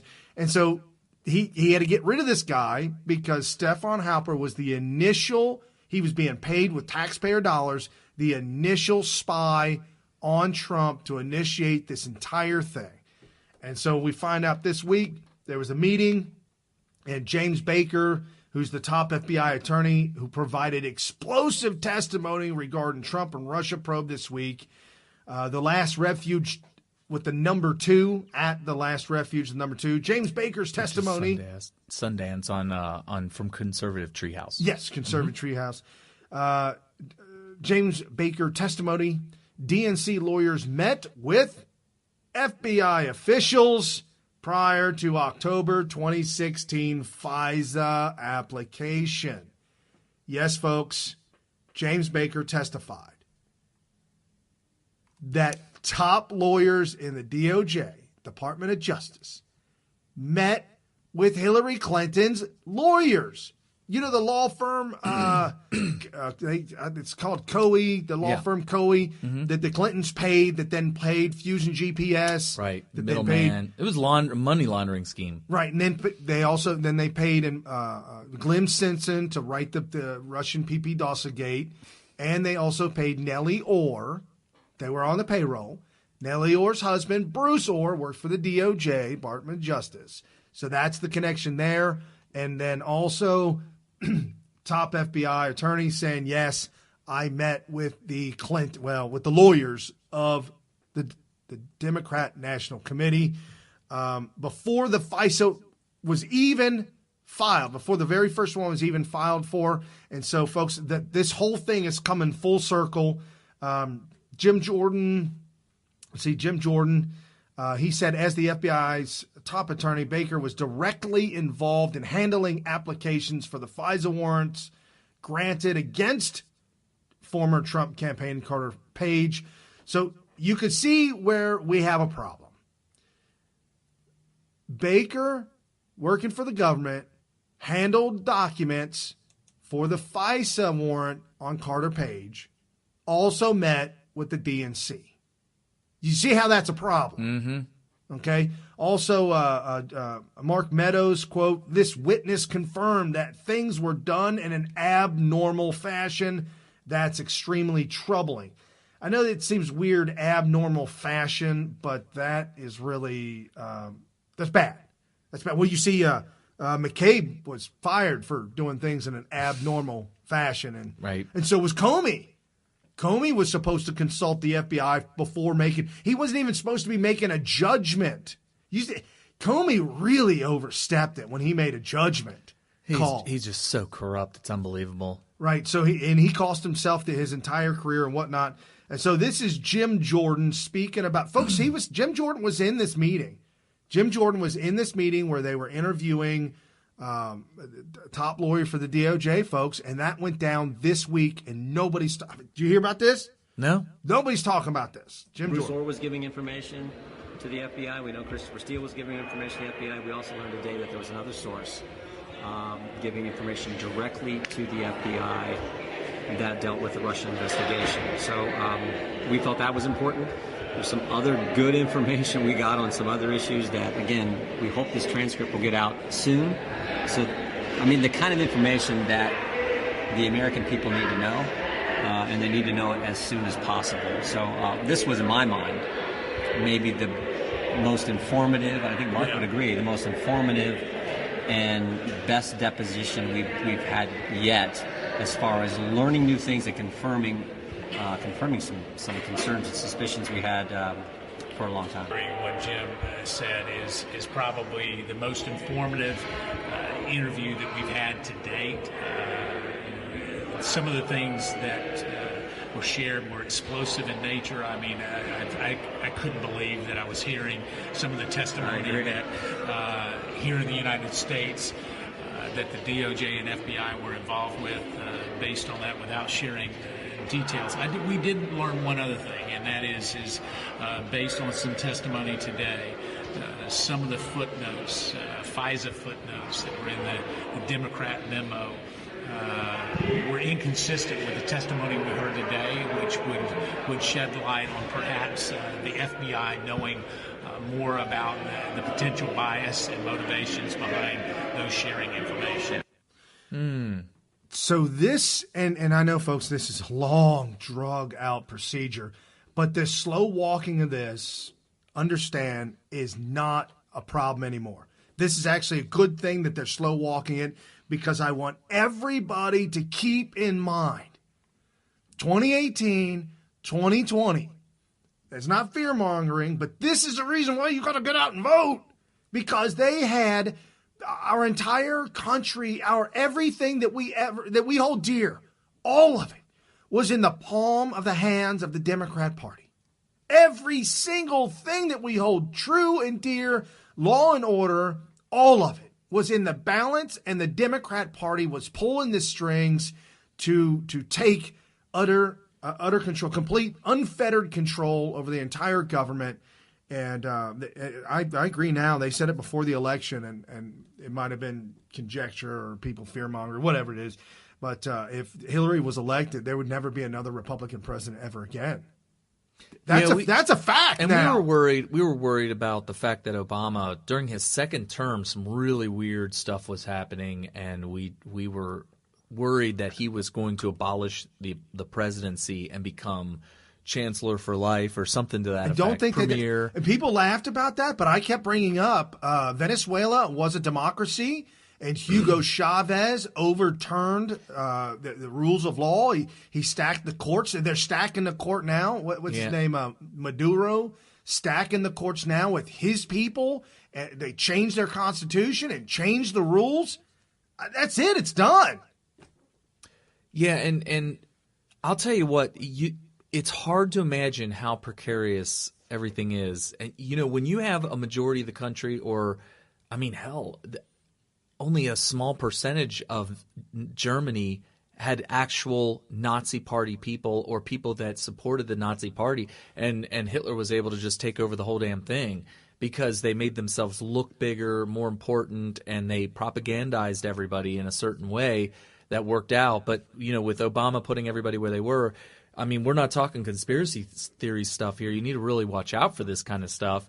And I think the reason why they were chill in 2016 and put their guard down just enough to allow Donald Trump to get elected was because they were so damn sure Hillary was going to be the next president, and everybody was going to be able – and I honestly think that young people that make up the Democrat Party, that make up these socialists, these communists or whatever, they're not old enough. And I know from personal experience, I don't think this far ahead. I mean, I had a conversation with Charlie Kirk, who's 24 years old, and I was speaking to him in terms that a 45-year-old or a 42-year-old would understand because of their life experiences. This stuff is going right over his head, totally over his head. And that's not a slam on Charlie Kirk. It's a slam on 24-year-olds, right. And they just don't think far enough into the future that they're ever going to get caught. So you got all these young whippersnappers running the government, and they're like, wait, you mean we can use the IRS to suppress our opposition, and we could shut down these Tea Party organizations? Just don't get caught on tape by Project Veritas saying it. Well, yeah, and they don't even think far enough into the future. To them, 4, 5, 6, 7, 10, 15 years from now, that's a whole lifetime into the future. That's another world. They truly believe mid-20s kids, for lack of a better word, I won't say don't.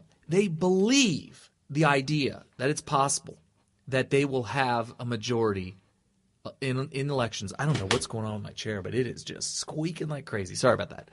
It's going, I got this little rock. Okay, so anyway, they truly believe that because they're in power and because they won a national election and they have the majority and they win re-election, so 2 in a row, young people in their mid-20s who've gone 8 years with an Obama presidency, they think it's over for the Republicans. They will never have power again. And let me tell you, as a 42-year-old right now, there will be another Democrat president. Oh, yeah, we will have a Democrat president. Yep. Period. It will happen. The only way we're not going to have a Democrat president again is if Donald Trump were to abolish the Constitution and just make it a dictatorship. I don't want him to do that. No. I'm willing to sacrifice the fact that there will be a day in the near future, in my mind, where we're going to have Democrats in control again, in order to save our Constitution. And so it will happen. And I think that the reason why so much criminal activity happened under Obama, the IRS scandal, the FISA-gate. Oh, my God. How did they think they were going to get away with this? The reason why is they couldn't envision that a Republican was ever going to have power again. They thought that Obama was so great. Yeah. He got elected. He got reelected. Democrats are the best. Republicans are the worst. They're just a bunch of racist old white. They're on the outs. The future is the Democrat Party. People are never going to go back and say, you know what? I think I want to have a Republican as president now. They truly believe that this is going to be Democrats forever. And so they're like, well, what difference does it make if we can investigate? We can go after them and spy on them. We can abolish their Fourth Amendment. We'll abolish their Sixth Amendment. We're going to abolish their First Amendment. And pretty soon here we're going to abolish their Second Amendment. And what difference does it make? They're never going to have power again because they're young. You get into the 40s and you start to realize, I'm starting to see a pattern here where you get Democrats in charge for a while and then Republicans come roaring back and it goes back and forth and back and forth. Had they known that, they would have never thrown it all away. These people are going to see prison. They would have locked it down. See, if they were more worried about being exposed, the FISA warrant that he was talking about that was written is so awful. It's so bad because they didn't care and they really believed they weren't going to get caught.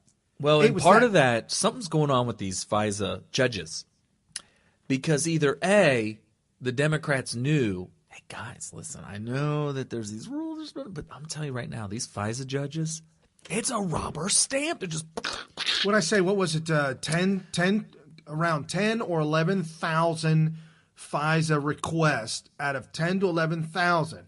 See, I took it the wrong way. I said – and there was only 3 rejections and 3 of them were Obama's. And I said, oh, my goodness – they must really, 10,000 approvals, they must really cross their T's and dot their I's. Right. You thought it was because. And Kerry's like, no, man. It's a rubber stamp. It was so awful. The one the Obama administration put up, the FISA warrant, was so wrong and so bad. Right. That it didn't even pass muster. Right. I imagine that there is care put into these and thought like, if this isn't going to pass, we might not even want to put it forward. And that would give you a higher percentage of passing. But honestly, it sounds to me like a rubber stamp. And I think they knew that, which is why this stuff started going down. It's kind of like, it's one thing for your mom to say no 9 times, knowing that she's going to say yes the 10th time. Right. It's another thing to have your mom or dad say yes the first time, every time, no matter what. What do you think that does to these people? They're going to end up saying, oh, well, how about a FISA warrant for this? Well, how about a FISA warrant for this? Well, hell, let's have a FISA warrant for this. Let's have a FISA warrant party. That's what it was. We'll all get together and just start making them up. We'll have a weekend sleepover. I'll have the beer shipped in. And you get the pizzas, and oh my gosh, and you get the women. Let's just have a kegger. Yeah, have a kegger. We'll have funnels. We'll be doing upside down keg stands. Call Brett Kavanaugh. Oh, jeez. Did you go there? Hashtag too soon. Oh my goodness. Is it too soon? Too soon. Yeah.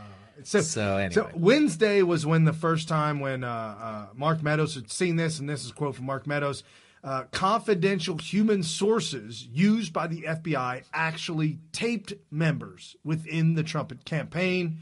There's a strong suggestion in some of the text messages, emails, and so forth, who was involved, that extraordinary measures were used to surveil. So if this all goes back, I know, folks, I'm just saying, everybody's like, Brian, we know they did it. I know. But and now it's got to be all drug out, and everybody's got to come out of the closet, come out of the shadows, slow walking this. I want everybody to see that every step of the way, this is what they did. This is how they did it. This is how criminal they are. And all the players involved, whether it be Sally Yates signing off on the first FISA warrant, or James Comey signing off on the second and third, or Rod Rosenstein signing off on the renewal of the FISA warrant, and then Donald Trump finds out after he was appointed Deputy Attorney General that that's what he did. Oh, man, come on. And like I said, I feel like there's got to be something up with these judges, because either it's a rubber stamp or they were in on the scam, and it is a scam. or it's a scandal, at least. Right. If they were rubber stamping it, it's certainly a scandal. Because a judge has to know that, we're talking about the Fourth Amendment.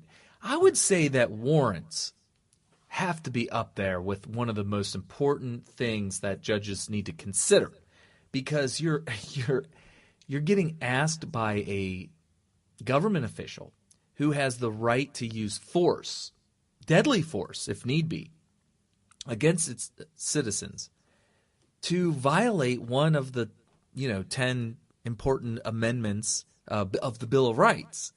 And I think it's up there with people like to rank the Bill of Rights, like which ones are the most important. Some people say the Second Amendment protects the First Amendment, whatever. So there's this ranking, but Fourth is up there.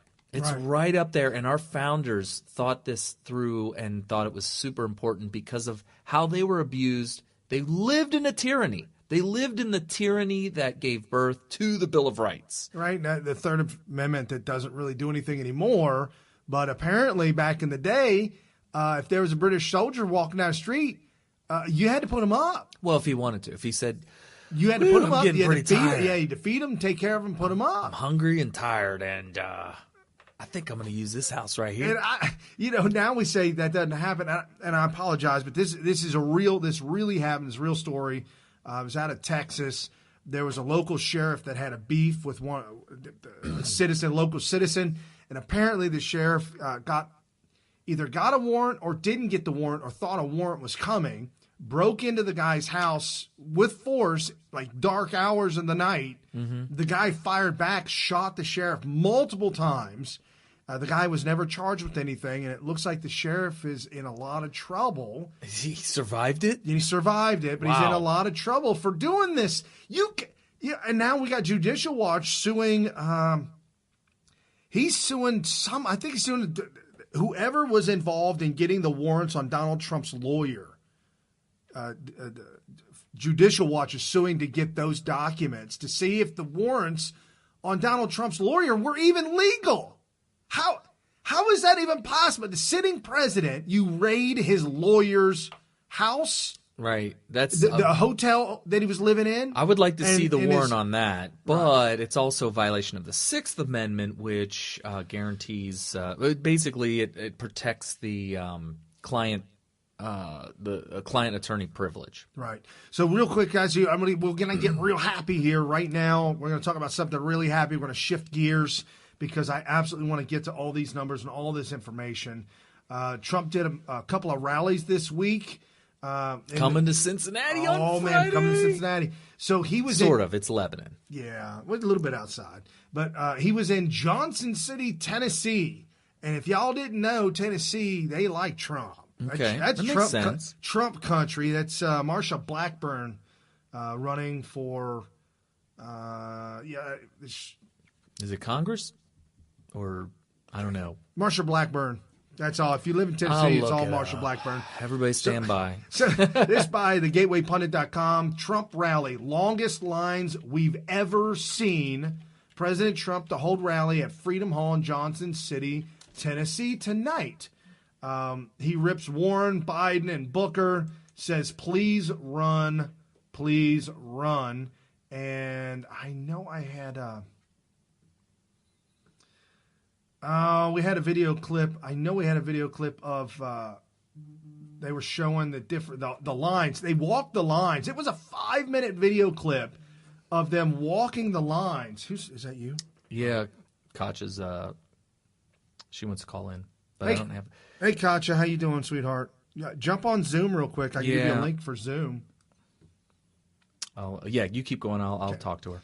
So, the longest lines they've ever seen. I don't have the clip. I don't know where it's at. But anyways, they went 5 minutes walking down the line to show the lines. They were saying they were hours and hours long. Tens of thousands of people were at the Trump rally. And again, like I said, it is Trump country, if you will.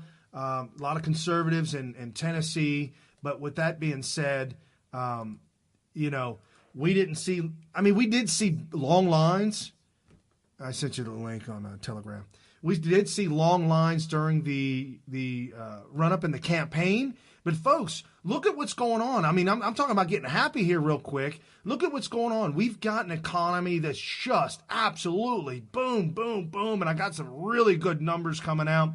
GOB Blackburn, she says blue wave will hit the red wall at the Tennessee border. And apparently it did, folks. The blue wave, that ain't happening. There's a lot of people really upset and worried about that.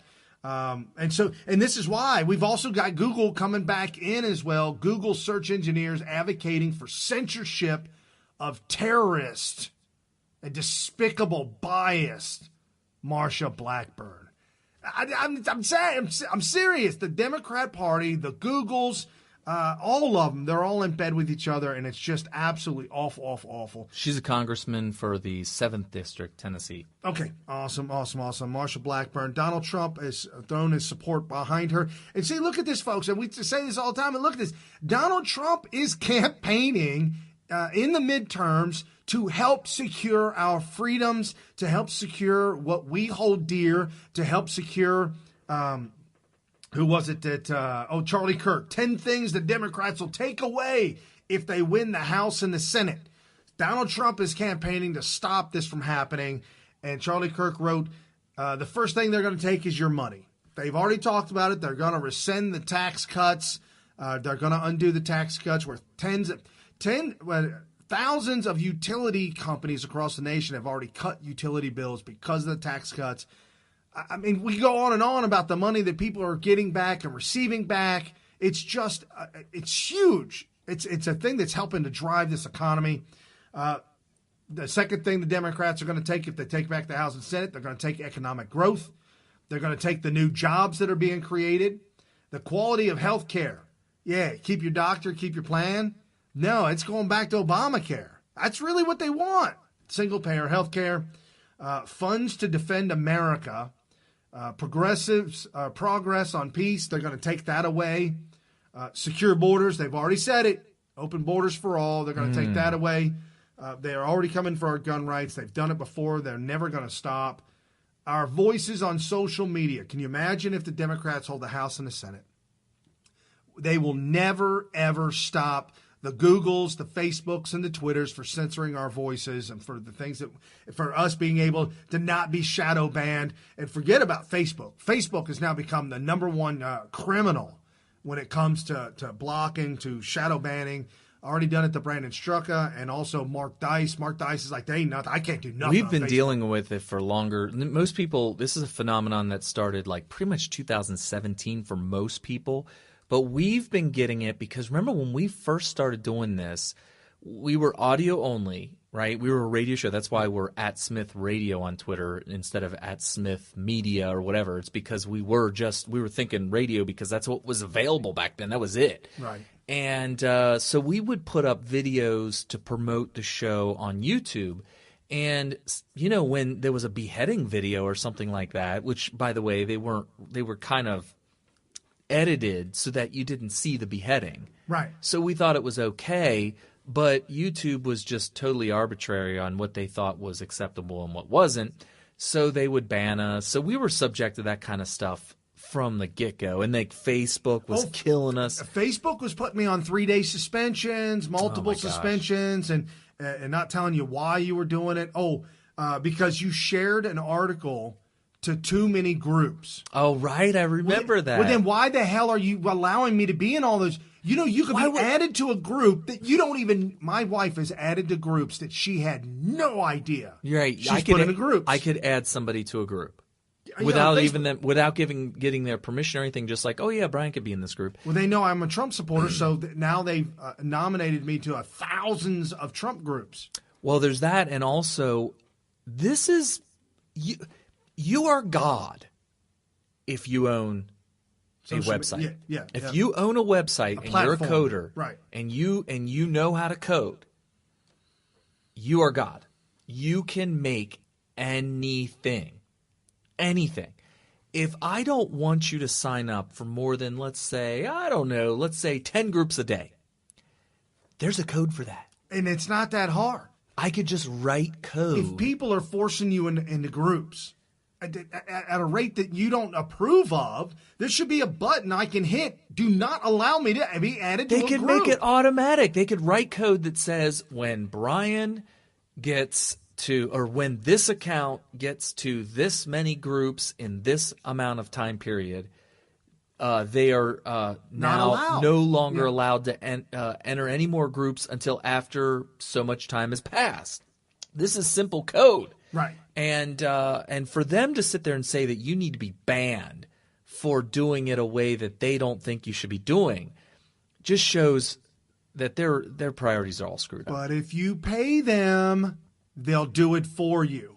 You can pay Facebook to share your article or whatever it is. You can pay them to put it out there, but they'll ban you if you put it out there manually yourself. Oh my gosh. Not with external codes, but just manually. Okay, so I digress. Getting back to it, though. Okay.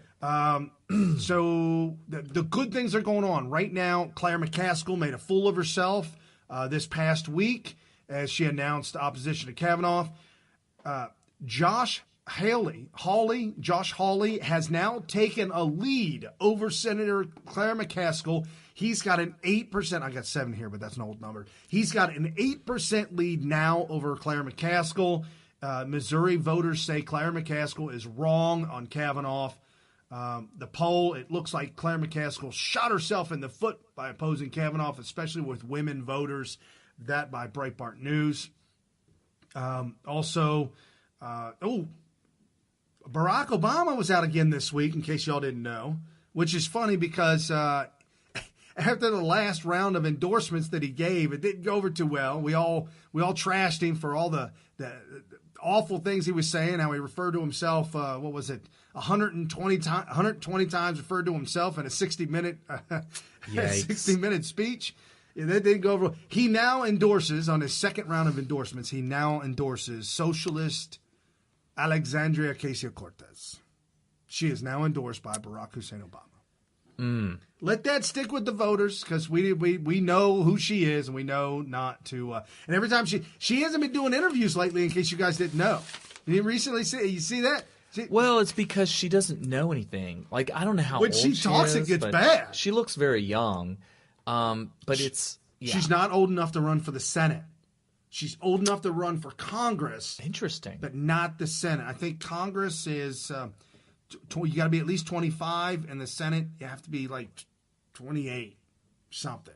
It's really odd. Little odd little things there. But, President of the United States, 35? 35? I think it's 35. Yeah. Which makes sense. I think Thomas Jefferson was 35 when he wrote the Constitution. It's amazing, isn't it? The intelligence that these founding fathers had is just unbelievable sometimes, folks. So check this out. This article written by Gateway Pundit again. Gateway Pundit was very, very busy this week. Jim Hoff just staying at it this week. A force awakens.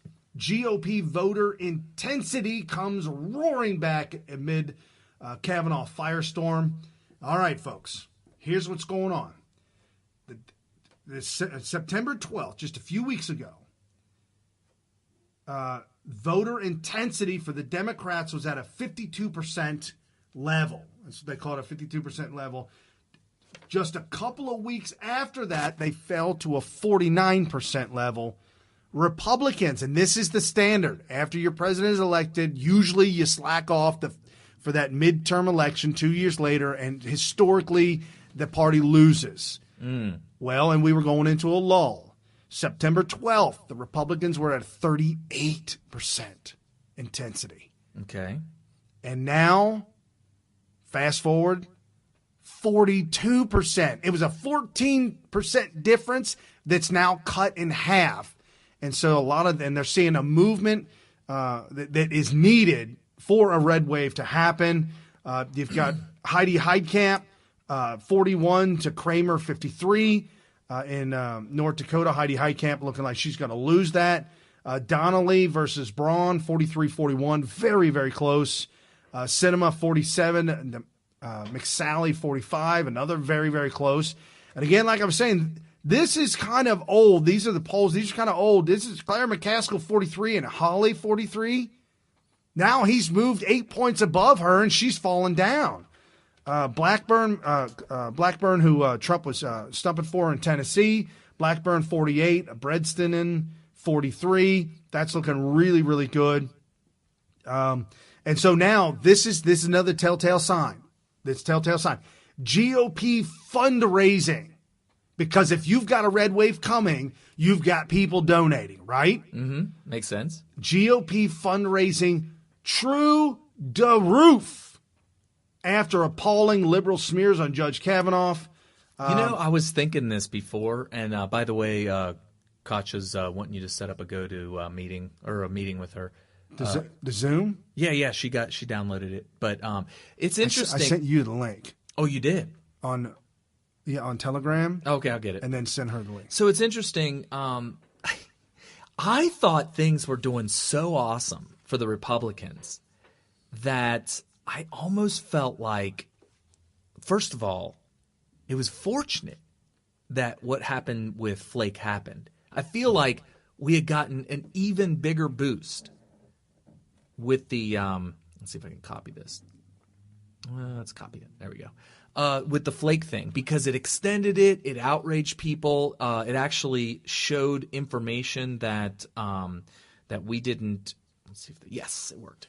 It showed people information from the FBI. Their report was devastating. Yeah. To the left.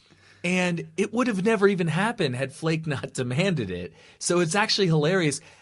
For a second there, I actually thought, man, can we extend this even further? Yeah. Can we delay this like another week? Is there a way that we could blame the Democrats for delaying this yet another week and act like we don't want to? Like, well, we really don't want to, but man, and delay it all the way to like the last week before the election, but have a way to blame the Democrats on it the whole way. Right. Gosh, that would have been, because there was nothing. Every single solitary piece of evidence that was coming out, all the people that were sounding off about it, it was destroying them, and it was just so great for us. But we'll have more. I promise. We've got a couple of weeks. We're down under. The 6th, we're under 40 days. We might even be closer to 30 days, less than 30 days away. November 6th is right around the corner, folks. Got to stay on top of this. Bring your friends and your family. Everybody that you know is a Trump supporter. Speak to them. I know all my friends and family that are Trump supporters. I've talked to them, and I've got 5 people that are going to vote that have never voted midterm but voted Trump. That's how you get a red wave. I'm talking about low-lying fruit. Easy pickings. Okay. Just go to hey, you Trump supporter? Yeah, sure am. You registered to vote? Yeah, sure am. You vote midterm? What? Midterm? What's that mean? What's midterm mean? Right. I'm serious. No, and don't make fun of them. Say, oh, great. I'm glad I got a hold of you. Let me let you know what's going on. So that's how we get the red wave going. So we've got fundraising through the roof. I had a Varney and Company video, but the audio kind of garbage. But really? Worse than the Jim Jordan audio? That was like in a hall with a bad mic or something. Very interesting. GOP fundraising numbers up big. Yeah, this is from Fox News, a source at the National Republican Congressional Committee looking at the amount of money coming in, raising money. This last week compared to the same period in August, says donations up 175%. The amount raised is up 194%. The average gift given to the Republican Party is up 111%. And the implication is that this is Kavanaugh. That it's backfiring on the Democrats and it's firing up the Republican base to get more involved because of what they've seen during this process with Kavanaugh. Could it be, Steve Hilton, that the Kavanaugh nomination and the sliming of Kavanaugh is a big plus politically for the Republicans in November? Yes, in 2 ways. First of all, because it reaffirms the benefits of voting Republican. You get actual results. But secondly, it shows people why they're so angry with the Democrats and the way they behave and the way they treat them and think about anyone who's not in their camp. And I think that's why it reminds me very much of the mood in 2016, and 2018 could be another big surprise. Yeah, something's happening, bubbling away beneath the surface, and it comes out when nobody's expecting it. What do you think? Kavanaugh is a plus for the Republicans. I think he's definitely a plus. The question is the Kavanaugh wave going to crest and crash on the shore this weekend with the vote? And then will the Republicans be able to sustain that energy across the next 30 days up to the election? It looks like possibly they will in the Senate. They might even increase their seats in the Senate. Kramer is 11 points ahead of Heidi Heitkamp in North Dakota. But then there's the question of the House. And it's going to be up to the candidates, and it's going to be up to the Republican Party. These numbers from Ash suggest that there is... This makes no sense, people. I agreed with the question about whether or not this is going to last all the way up until election. What we experience this week is going to feel like ancient history come election time. Oh, well, you just have to remember. Don't forget. Never forget. Give it 10 days. Yeah. Well, our next week's show, we're going to be like, oh, Kavanaugh was only last week? It's going to seem like ancient history. You just watch. Next Sunday, you just watch. Kavanaugh's going to seem like ancient history. But just don't forget that what we saw from the Democrats during the Kavanaugh debacle is universal. You don't have to have a Kavanaugh. In fact, Kavanaugh has nothing to do with it. No. He has nothing to do with this. It is their MO. It is what they do. It is the way they behave. This is everything about the Democrats. And you can't forget that. Oh, hello? We got somebody at the door? Audio only, I think. Okay, that's fine. So awesome. Well, I guess we should just to finish up that point. We'll go back to the fundraising, the big numbers, and the red wave, and why the red wave is we'll real. Get back to it. But we have to cut in for Mrs. Katja Lee. She is a very integral part of the Trump campaign back in 2016, probably back in 2015, who was traveling all over the place, volunteering her time to make sure that we make America great again by getting Donald Trump elected. She also was a contributor for quite some time and fellow co-host of Your Voice America, and we have her on the horn right now. Are you there, Katja? Hey. What's up? And people can find you at Crazy About Trump, right? Crazy About Trump, that's correct, on Twitter. Okay, Now that's on the bottom of the screen if you're watching us live. Katja Lee, Crazy About Trump.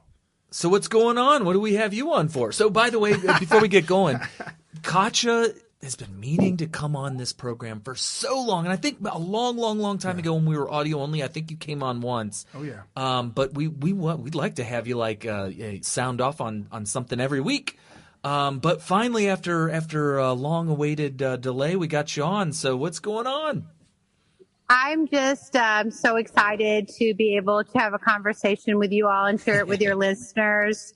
You know, we've had such an amazing journey over the past 3 years, and I'm really excited about the midterms, and I feel that we're going to have a supermajority. I've said that That's a lot. What I feel like, too. And I really feel that, especially with this whole Brett Kavanaugh nonsense, with the left trying to completely diminish him and create a narrative that he's some kind of crazy rapist, has really defeated them in so many ways, because normal people that are just, wanting to make our country great and that love our country, whether they're Democrats or Republicans or independent, I think that generally speaking, people really love our country. And what we've witnessed over the last several weeks is completely an embarrassment. Yes. And so many people feel completely disgusted by it. So I feel very strongly that, so many people that I've personally talked to, and this is all over the country, not just in Ohio, but in Michigan and in Indiana, talking to folks in Kentucky and Tennessee and Alabama. These people have just had enough of it, and they are willing to, really get on board and to make America great again. Even folks that are staunch Democrats, they're disgusted by the display, and they're fearful for their kids, for their boys. Right. That you can work your butt off and go to college and be the top of your class and go to a prestigious college like Yale and do all these amazing things and give back to your community. And then one person can just come up and say, well, there's a rumor or I heard, or and based I on politics. Right. Exactly. Or I believe this person did this to me, but you have absolutely no proof, nothing going on, no date, no information about how it happened. And, when you speak to a lot of these folks that have been sexually assaulted or abused, they know who did it. They know when it was done. They can explain to you exactly the place that it happened, the smell that they smelled, the perfume, the cologne, whatever it is, men or women. This is not something that's made up. This is something that has been statistically, with all the different folks that go through, psychologists and things, they document all these things. So this is not something I'm just making up or somebody is. So I feel so strongly that, Special K, I heard somebody say that earlier, it was one of those, UFC fighters or something. He called him Special K. I love that with Kavanaugh, that the Special K, he was able to get confirmed. And I feel that this gentleman, this man was wronged, and it should never happen again. And that we should be ashamed that we allowed any of this kind of nonsense to even go on. Well, I feel your sentiment, and everybody listening definitely feels your sentiment. But one of the things that we just heard in the previous soundbite before you called in, do you think that this sentiment is going to carry to election? It may seem like it's coming right up, but my gosh, you know how politics works and how the news cycle works. There's just so many things that after a month or even a couple of weeks, you're like, oh, yeah, I forgot about that. That was so long ago. Are you sure that this wave that the Kavanaugh, it's a wave of outrage is what it is. Is it going to carry us to election? I feel that it's not just Kavanaugh. Of course, that is the most prominent thing that's in the news cycle right now. But I feel that it's just more of a wave of people just waking up to what's going on. I've been so lucky to be able to drive across this country. And if I was to drive across this country 3 years ago, I'm just going to speak about, I guess, shovel-ready jobs. Yeah. Right. Highways, buildings being built, things like this. Okay. I am absolutely astonished. So recently, I was in Northwest Ohio, and that's a very a hard place.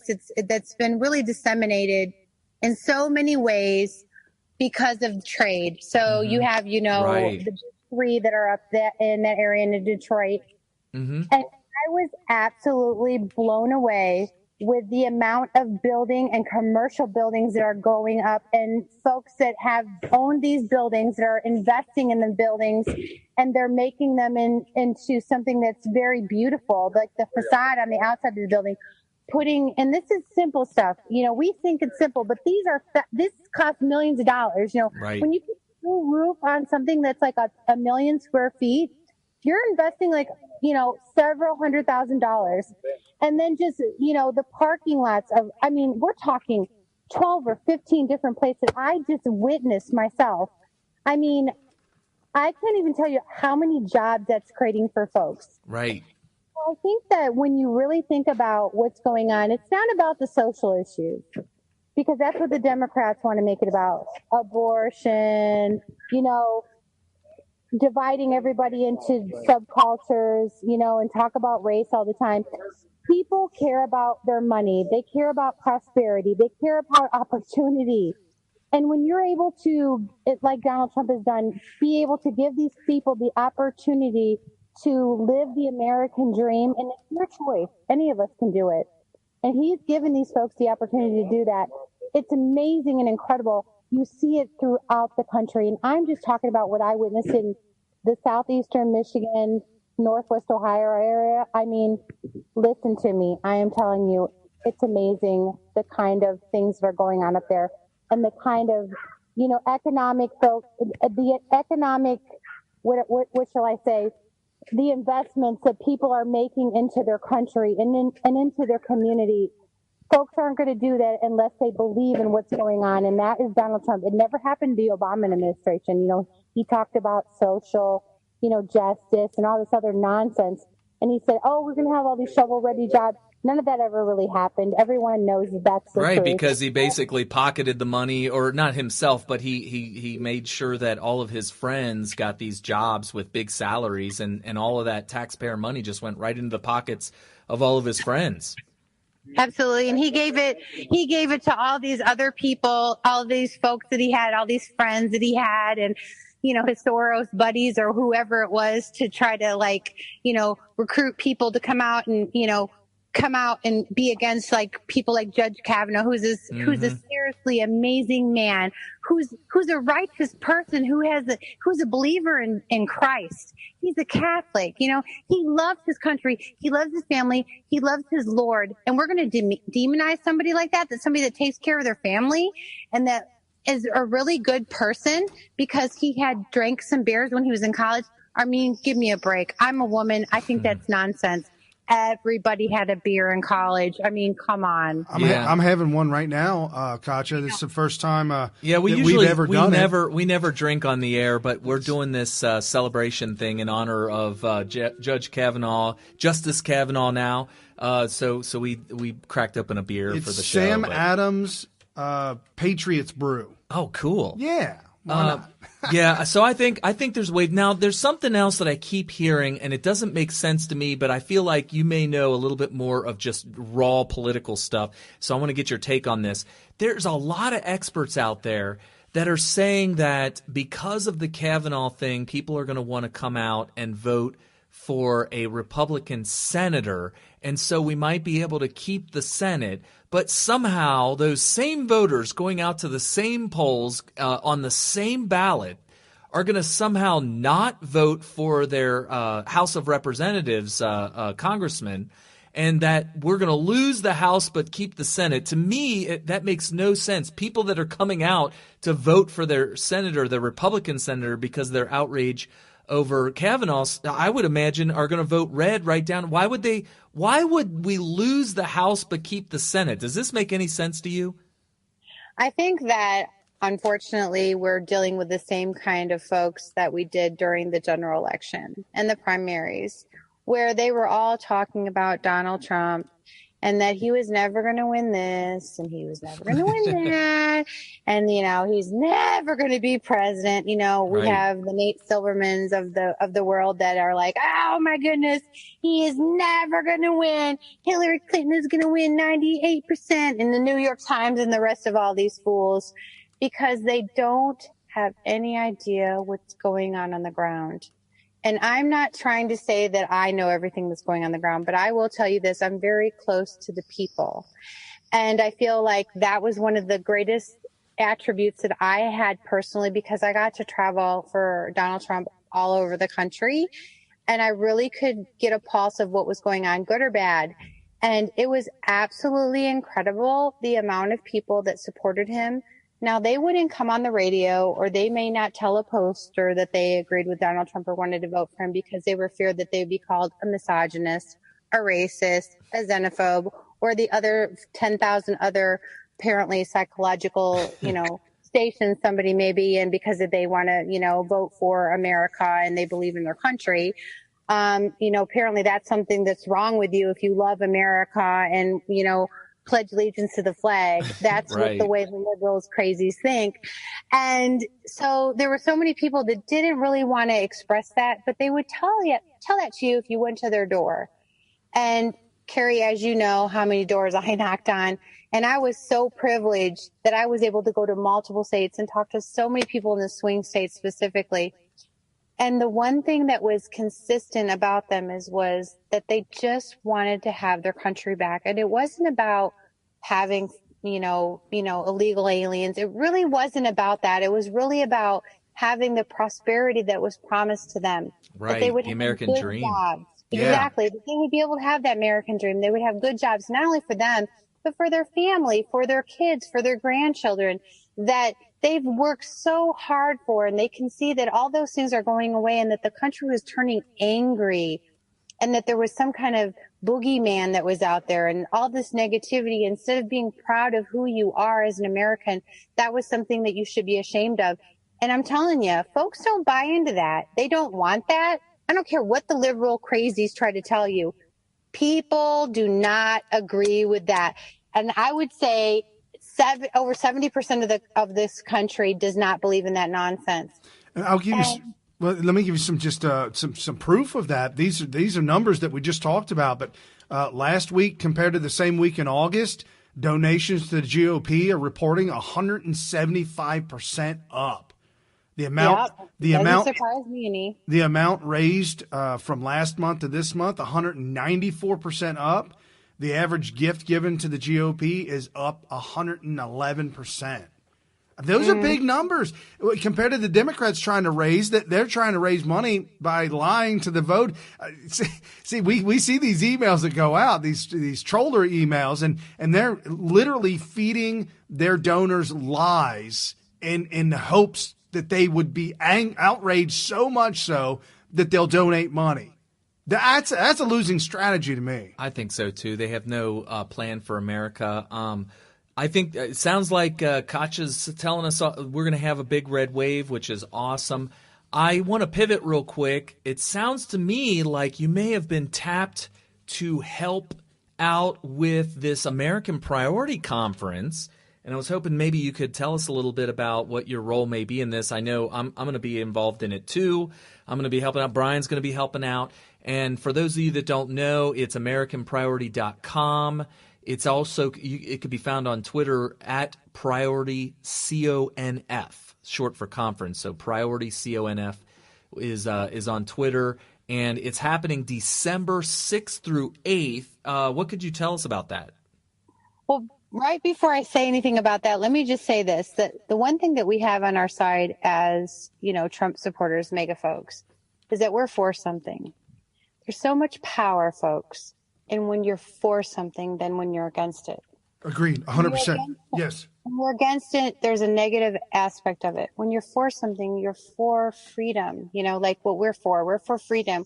We want everybody to be included. We're not against, whatever the left has come up with in their mind to try to portray us as being all these terrible things. That's really what they are. They know it. They know it in their heart. They try to tell you that, you're this person, but they're just trying to deflect from what they are. And that's why we continue to win. So I just wanted to make that point. Now, sure. In regarding to the American Priority Conference, I'm actually working on trying to be a speaker. It sounds like I'm going to be a speaker of some sort, but I really want to help out. I'm waiting to hear a call back in regards to volunteers. Okay. And I really feel like that would be a good place for me to help with the volunteer aspect of it. It's going to be a great conference. We're going to have a lot of, great speakers there.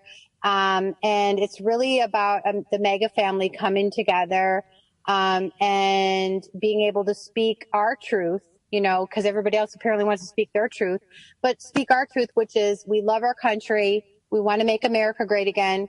We love Donald Trump, and we want to elect more people that are like-minded so that we can really take a foothold on really changing our country for the better, and getting away from this socialist, communist ideology. It'd be really awesome to have people that weren't sure if they could come to this thing or be a part of it to actually take part in it and be a volunteer. So I guess we'll have to listen to see if you end up being a part of the organizing effort for volunteers, which I think would be an awesome fit for you. But you'll definitely be there regardless, right? Absolutely. I plan on going, and so I'm really looking forward to it. DC. Being around a bunch of, like-minded people, and then just really expounding on that. We may not – that's what's so great about the MAGA movement. It's like we don't all agree on everything. And that's okay. That's really okay. Because in that, discussion is allowed because we all are about freedom, right? So we may not all agree on every single solitary thing, but what we do agree on is that we have the freedom to speak our mind, and that other people will have the respect to listen to you and not try to shut you down. And that is what's so great about what we are doing and what we've accomplished over the last several years, is that we've really opened up so many other folks to be a part of what we're doing, and that they're listening to what we're saying, and that they are, in a lot of ways, they agree with so much. Candace Owens is a perfect example, or Kanye West. I mean, think about this, folks. These folks are wait a minute. what they're saying is like truth. Mm-hmm. And what they're saying is like allowing us to speak what our personal truth is, and that we don't have to feel like we are oppressed and that there's some kind of oppressor. I mean, this is just nonsense. I mean, and that's what I love about what we do, is that it's really about being for something and not being against it. And there's so much power in your mind, in your soul, when you're interacting with other people, that there's this positive way of like going about it. Even when folks are like yelling at you and like, we don't agree with you, you guys are all these things, you know, you're standing there and you're saying, yeah, you can say all these things about me, but I know that I'm not that person. I know who I am. Right. Do It's the you confidence. know who you are?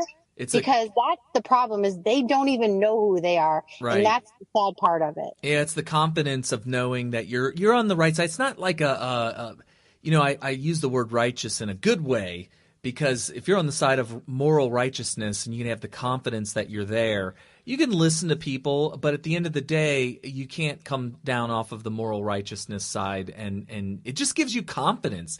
And like Kanye West talks about, just loving everybody and loving our differences and having differences of opinions, but not hating on each other. I think that he's on the right track there, which is why that all of a sudden this MAGA movement, the right side, the Republicans for the most part, it's such an attractive movement. The MAGA movement is. It's because people are like, that's the way I want to live my life. That's the way I want America to be, and that's the way I want the world to be. So I think that's why it's such a winning movement. Well, and they say you can catch more with honey than you can with vinegar, and that's truly what it is all about. And like you said, Katja, we're a party that doesn't agree on everything. But man, do we not love to have discussions, intellectual discussions on policies and ideologies, just anything in general? We'll just sit there. There's no hate. There's no anger. Ain't nobody mad about nothing. We're just hanging out, just being us, just living life. And that's exactly right. I mean, what you just said there, Brian, is like both of you and Carrie both. Like, that's okay. You can say we are so like I've been so blessed, guys. Listen, Carrie and Brian are just amazing. Like, they're my brothers from another mother, and we all the time because I love them, and I'm so excited and so happy. I just recently saw them again, and we get to hang out and we talk on the phone, and they're just like so amazingly intelligent. Oh, wow. Oh my goodness. Can I have you put that in writing and sign your name today? They have such a great insight on what's going on politically, and they're so interesting to talk to, and I just feel so blessed that they're part of my life. And I'm so glad that they're able to share that with all the listeners. I mean, they're just great people. They're good people. They're people that I met during this whole journey with supporting Donald Trump. And these folks, and I've said this a lot, Jack Posobiec, I've said this too. I've talked to Mike Cernovich about this, that we've went through a war. Mm-hmm. And when you go through a war, you make these incredible relationships with people.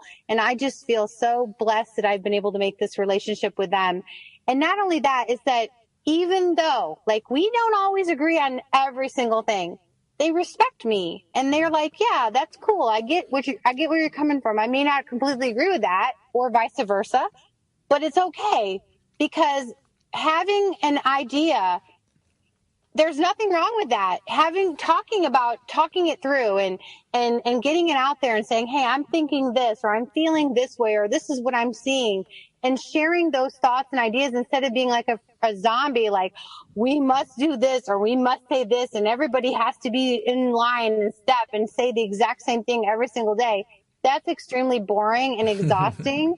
And that's not what we're about. We're about having all kinds of people from all different backgrounds, from every single possible race or religion, that come in that has one. I think the one thing that we all do share is that we love America. Right. We love our freedom. We love our, Second Amendment.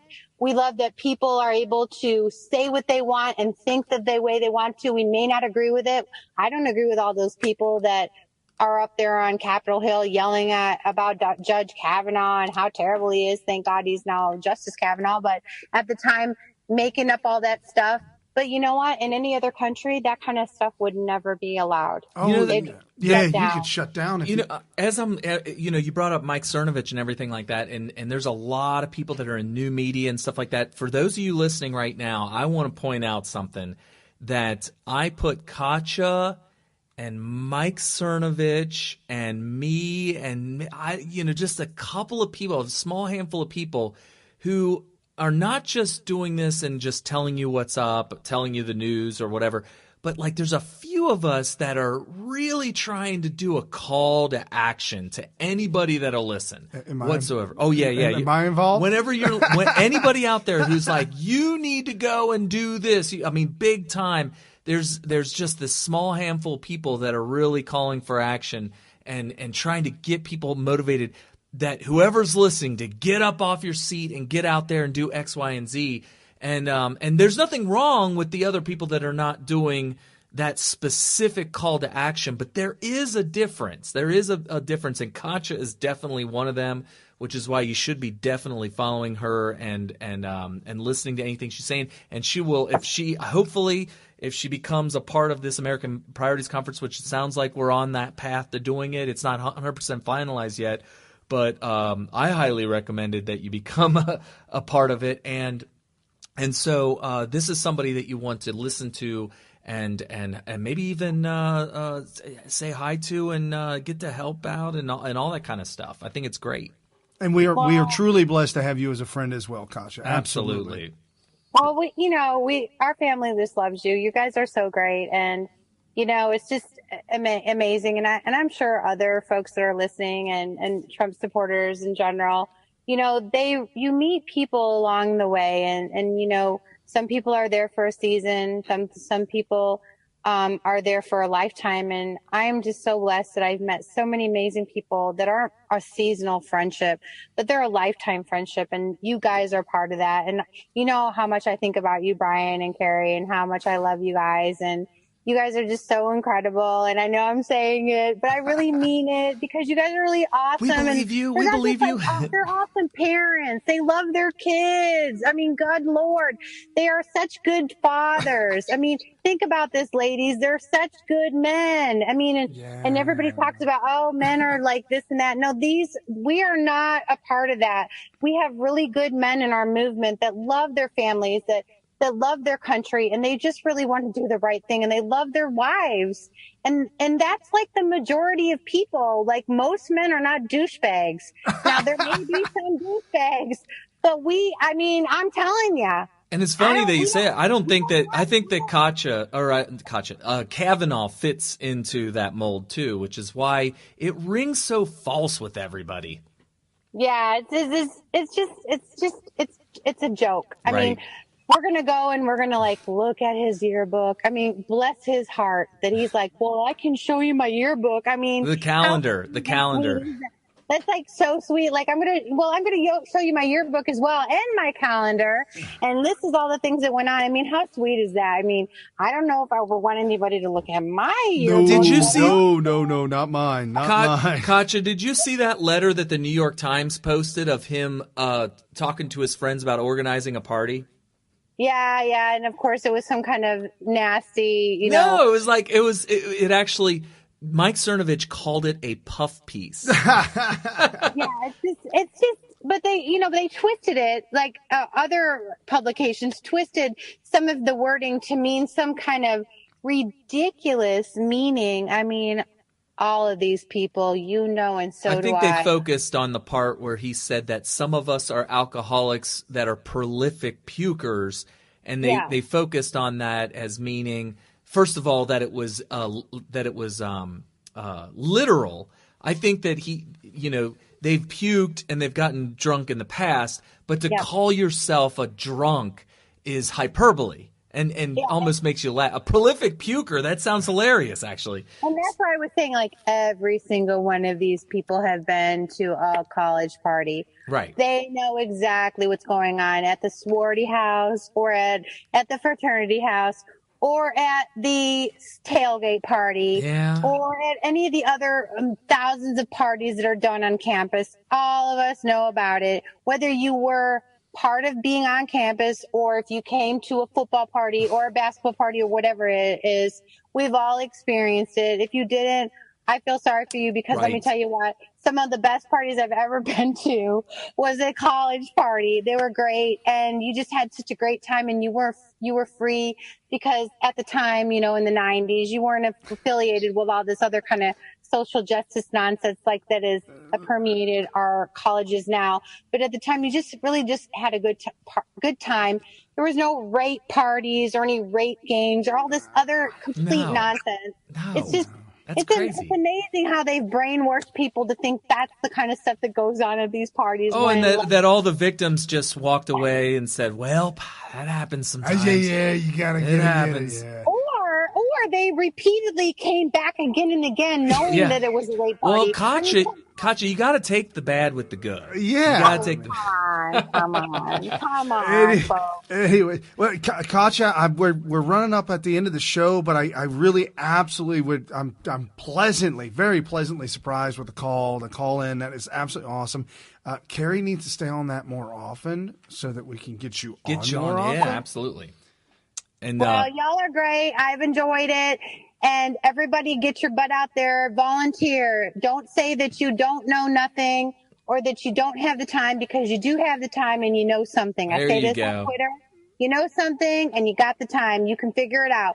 You can give 30 minutes once a week to make phone calls. You can go talk to your neighbors. Door to door is not that scary. In the car and take them to vote. You are able to do something, so go and do it. So don't think that you don't know anything and that you don't have time to do anything, because you do. MAGA 3X. All right. Awesome. Good talking to you, Katya Lee. Have a great night. All right. Make sure you're following her at Crazy About Trump on Twitter.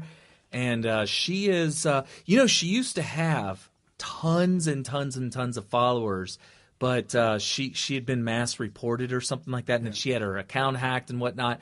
And so Crazy About Trump is actually her alternative one. The original one is gone now. But yeah, back during the campaign, she had a huge following on Twitter. We were in D.C. with her back during Cuckfest. And CPAC. Yeah. We were there with her, and that's when that whole debacle was going down with her account. Yeah. She was freaking for an entire day. She was freaking out. Yeah, she used to be Katya 301, and now she is Crazy About Trump. So, she didn't lose any sleep over it. Her following is not what's important. It's just getting the job done and having good friends and all that kind of stuff. That's all that matters to her. So. Right. So anyway. Okay. Real quick, we definitely are up against the back end of this show. Jam it in there. Let's go. We're going to have lightning round, right? Remember from Red Eye? I'm looking for my lightning round. That was supposed to pick up, man. No, it goes down. It's yeah. I don't know. If you guys remember the old Red Eye from back in the day, if you were one of them people that spend the night watching Fox News, at some point in the middle of the night, a show would come on hosted by Greg Gutfeld called Red Eye. It was hilarious. Now he's moved on to other things. All right, moving right along. He's doing the Fox at 5. So President he's got a new one. He's got his own show now. Oh, okay. President Trump accomplishes what was once thought impossible. Trade deal set with Mexico and, yes, last minute Canada. Canada gets involved as well. The Canadian-Mexico trade deal strengthens U.S. in confrontation with China. White House economic advisor Hassett said on Fox, "We just sort of won the Super Bowl." Really? Yes. Okay. This is a huge, huge deal. Dairy farmers, Trump's USMCA trade deal will have a huge impact on dairy farmers. 6 ways the USMCA is much better than NAFTA. 1, the rules of origin, where the product actually originates from, raises the North American content requirement for auto manufacturers from 62 to 75%, which makes it harder for, say, somebody to have 62% of a vehicle done in China, then come to Mexico, complete it, and send it to America. Now it's 75%. So it ups it. It has to be 75% of it has to come from the place of origin. Sunset clause. This is a very important Before you move on to sunset clause, just to be clear, if you wanted to say made in America, now instead of only 62% of it being made in America, it needs to be 75%. Yep. And so something called the Sunset Clause. I have to wipe the coffee off of the wires. The Sunset Clause, which I did not know this, but NAFTA was a forever deal. NAFTA was forever. There was never an end to NAFTA. There is an end to this deal, and it's a little nerve-wracking, but it's a 16-year deal that must be reviewed and renewed on a 6-year basis. Okay. I know 6 doesn't go into it sounds like the renewal happens in 16 years, but there's a review every 6 years. And I know 6 doesn't go into 16, so don't fault me. It should be 18. So is it 18 or 16 years? No, it's 16, but 6-year reviews, it's every 6 years. Anyways. Okay. All right. So there'll be 2 reviews before it has to be renewed. Correct. The workers' right. This also guarantees Mexican workers the right to form and join unions. I scoped about this. It's interesting. Unions in America, we don't need them anymore. We are in a day and age in America and such a successful... Amazon's not unionized. Correct. Don't need it in America. We are talking about a third world country, Mexico, where people are just used and abused by the cartel, by the government. And so now they are allowed to, and they are forced. If Mexico signed this agreement, and they are allowing their workers to unionize, join unions, and form unions. Also, wages. It is a requirement. Minimum input for duty-free manufacturing. $16 an hour. Wow. You must pay your workers $16 an hour if you want duty-free back and forth trade, which raises the wages in Mexico. Now, is that going to be competitive? But it will keep. This is all long term, folks. None of this will happen short term. It's all long term, and the goal of this is to raise up the Mexican citizenry to make them not want to come to America. Yeah, they'll be because they're making wealthy. too much money. Yeah. If we're trading with Mexico on a product that's being made there, and in order to do that, they have to pay them $16 an hour. They ain't going to need to come to America. Right. Milk, cheese, and ice cream negotiated. It's a really tricky, weird thing, but it's going to be better, I trust. Well, yeah, imagine, it sounded to me like if you wanted to produce dairy product to export into Canada, it just wasn't happening because they're 400%, something 300. It was 300 or 400%. But here's the thing: what do you think that's going to do to your average voter in, let's say, Wisconsin, who might want to decide whether or not they were going to vote for either Donald Trump in 2020 or his opponent? Well, they're going for Trump now. They've got to be fired up about that. This is kind of a intellectual property, protection of intellectual property rights. Whoever owns those property rights, apparently they're being stolen and remade like they do in China. Oh, that's a problem. This is a good start for the rest of the world. This is a good deal.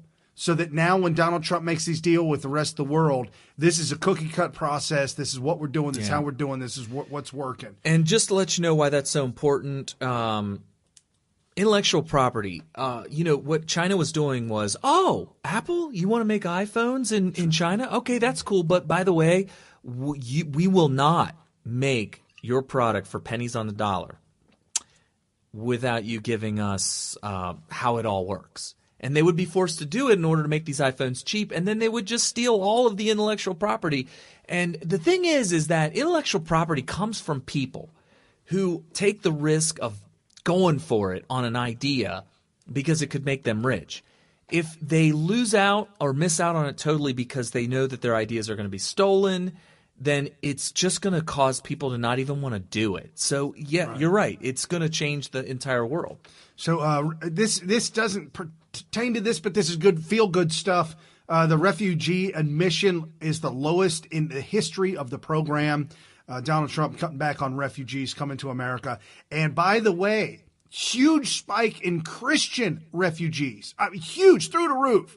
Like in a 70, 80, 90 percentile. Huge.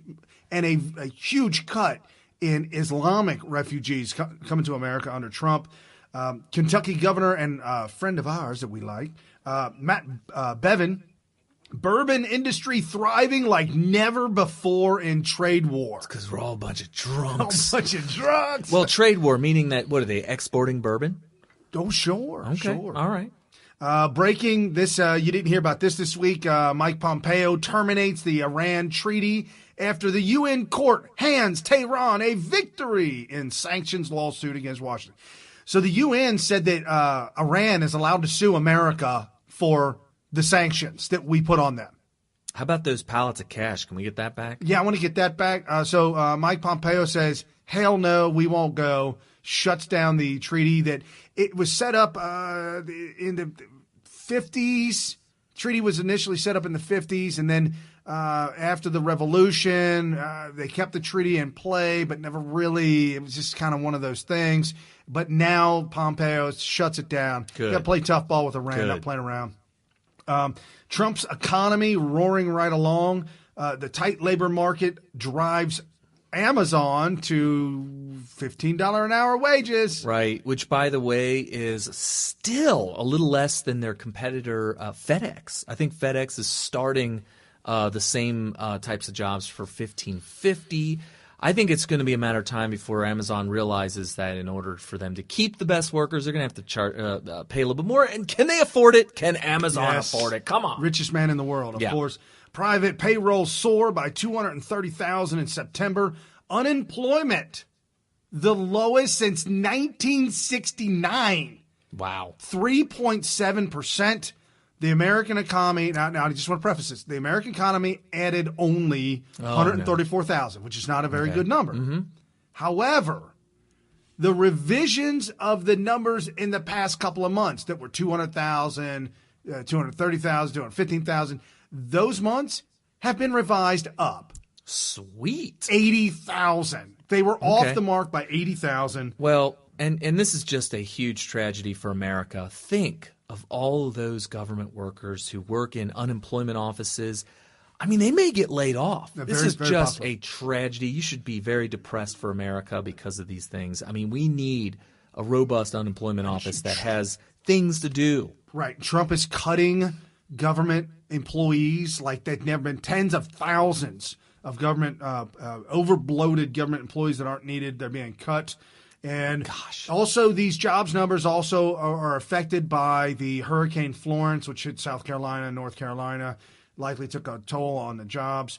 Thursday, the government reported that new unemployment claims, people filing for unemployment for the first time, fell more than expected. Like I said, bad news. 200,000 fell. What are these people doing? They go into they clock in at their government job in the unemployment office to service people, and they ain't got nothing to do. It's just terrible. Yep. So hourly earnings rose 2.8% compared to last year. And again, I said the past months were revised upward, adding 80,000 jobs. August report went from 201,000 to 270,000. Nobody's talking about that. August almost added 300,000 new jobs in 1 month alone. That's big numbers that wasn't happening before. Manufacturers are growing. Manufacturing industry is growing at the fastest pace in 14 years. U.S. middle class income. This is why you can't argue with Trump. Middle class income? Isn't that what the Democrats have been fighting for? Isn't that what the GOP has been fighting for? We got to worry about the middle class. Middle class That's income. what they've been saying for, well, Democrats are always middle class, middle class, middle class. Rich people are the enemy. Poor people, sometimes they talk about it, but for some reason it's always middle class. I think it's just a demographic they're going after in order for votes. But yeah, but you're saying that they're doing good. Income rises for middle class, highest on record. Highest rise. Middle class is earning, and it's the highest it has ever been since it's ever been recorded. I'm at a loss for words here, folks. It's amazing. And so real quick, here's the Donald Trump prophecies. There's a movie. The book is out, and there's a movie that's coming out, and that's coming out to a theater near you and us. It's a documentary on a guy who said that God spoke to him back in 2011. And this is what he said that God had to say to him, and he wrote it down, and it's very interesting. So check this out. This also by Liberty. I don't know. Liberty Foundation. All right, check it out. 2006, 1 month from the day Mark Taylor retired from his post as a career firefighter. He was suddenly overcome by a Holy Spirit-guided, supernatural vision of the future. This revelation, as the world would soon discover, was a message to the most powerful nation on earth. The Spirit of God says, I have chosen this man, Donald Trump, for such a time as this. It's time to embrace our glorious American destiny. Anything we can dream for our country, we can achieve for our country. America will once again stand hand in hand with Israel, and the two shall be as one. I want the Israeli people to know that the United States stands with Israel. The dollar will be the strongest it has ever been in history of the United States and will once again be the currency by which all others are judged. The economy is booming under this president. We're up 254 points, 21,000 on the Dow. They will say things about this man, the enemy, but it will not affect him. Well, he's kind of a comic book figure. I mean, he's a show-off. He's a sideshow who threatens to swallow the Republican Party. He was attacked by other people who were running with him. His poll numbers would go up, theirs would go down, even to the point where they got kicked out of the race. He would not be the commander-in-chief we need to keep our country safe. Donald, adults learn not to interrupt you. Yeah. We are suspending our campaign. I am suspending my campaign. This next election will be a clean sweep for the man that I have chosen. Donald Trump will never be elected president of the United States. It still looks like Hillary's the next president. On Election Day 2016, the world witnessed the impossible when in the final hour, the map turned red.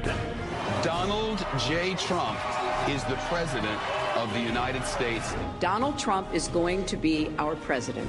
Well, my crystal ball's been shattered into atoms here because I predicted the exact opposite of what happened. But the election of 2016 was only the beginning.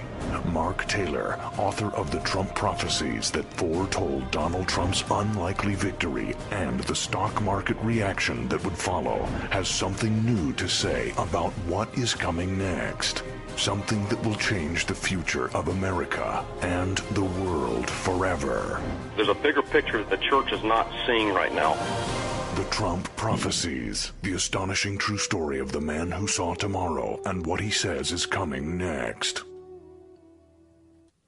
Awesome. I'm excited. I'm stoked about it. I think it's going to be awesome. I've seen a couple of interviews with him. He originally wrote this, and he thought that the president that he was writing about, that he was getting this message from God, he believed it was Mitt Romney at first. But you got to understand this. When you hear something from God or when something comes to you, it's always right, but it's never clear. Not only that, but he might have thought maybe he meant Mitt Romney because I know he didn't mean Trump. That's crazy. Right, exactly. So then when and he tells his whole story about it. When Mitt Romney failed and lost, he realized, well, this isn't it.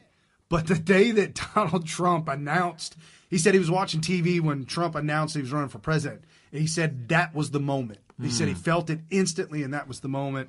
They went back and looked at the letter that he had written years prior about what God had told him and all this information. It's incredibly awesome just to listen to the interviews and watch them. Go to CBN, Christian Broadcast Network, CBN on YouTube, and just Google Mark Taylor, and it'll come. Oh, something that made me want to put this in the show, which I not that I forgot about, but I don't know, just didn't feel like it. Somebody had mentioned it to me, and I had seen it, and I talked about it. I mentioned it in a scope, and they got back to me, and they said, in your scope, you sounded hesitant, like you didn't believe it. And I want to apologize if I came off that way because I'm a God-fearing man, and I believe that God works in mysterious ways. He has with me and my family. He has with our show, with our relationship, Carrie and I, our families. I mean, it's just a lot of great things that have been happening that I absolutely believe that God is working. And Trump prophecies, sure, I absolutely believe it. I love how it's going hand in hand and it's unrolling. So we can actually see it in real time, go back and look at it. And So that's why I wanted to put that on. I wanted to get that out there and let you guys know this is out there, and it's coming to a theater near you. It's already in book form on Amazon if you want to read it. And just go to YouTube and Google it. Trump prophecies. All right. Other than that, I think we got about a minute unless there's something else you got. Oh, no, we don't. Yeah, 30 seconds. All right. That's it. I was going to say, it's 8:03. Oh, man. Well, we started 4 minutes late. We're 4 minutes late. I don't know what's going on with your volume. I'm working on it. Hit the like button. Hit the share button. Share this with your friends and family. Tell everybody about Smyth Radio, Military Veteran Talk Radio. Catch us on our scopes throughout the week. And then come back on Sunday night. Sunday.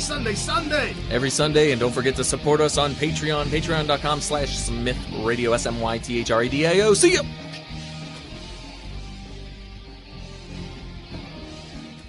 With unfathomable power. What kind of power? Unfathomable. It's without fathom.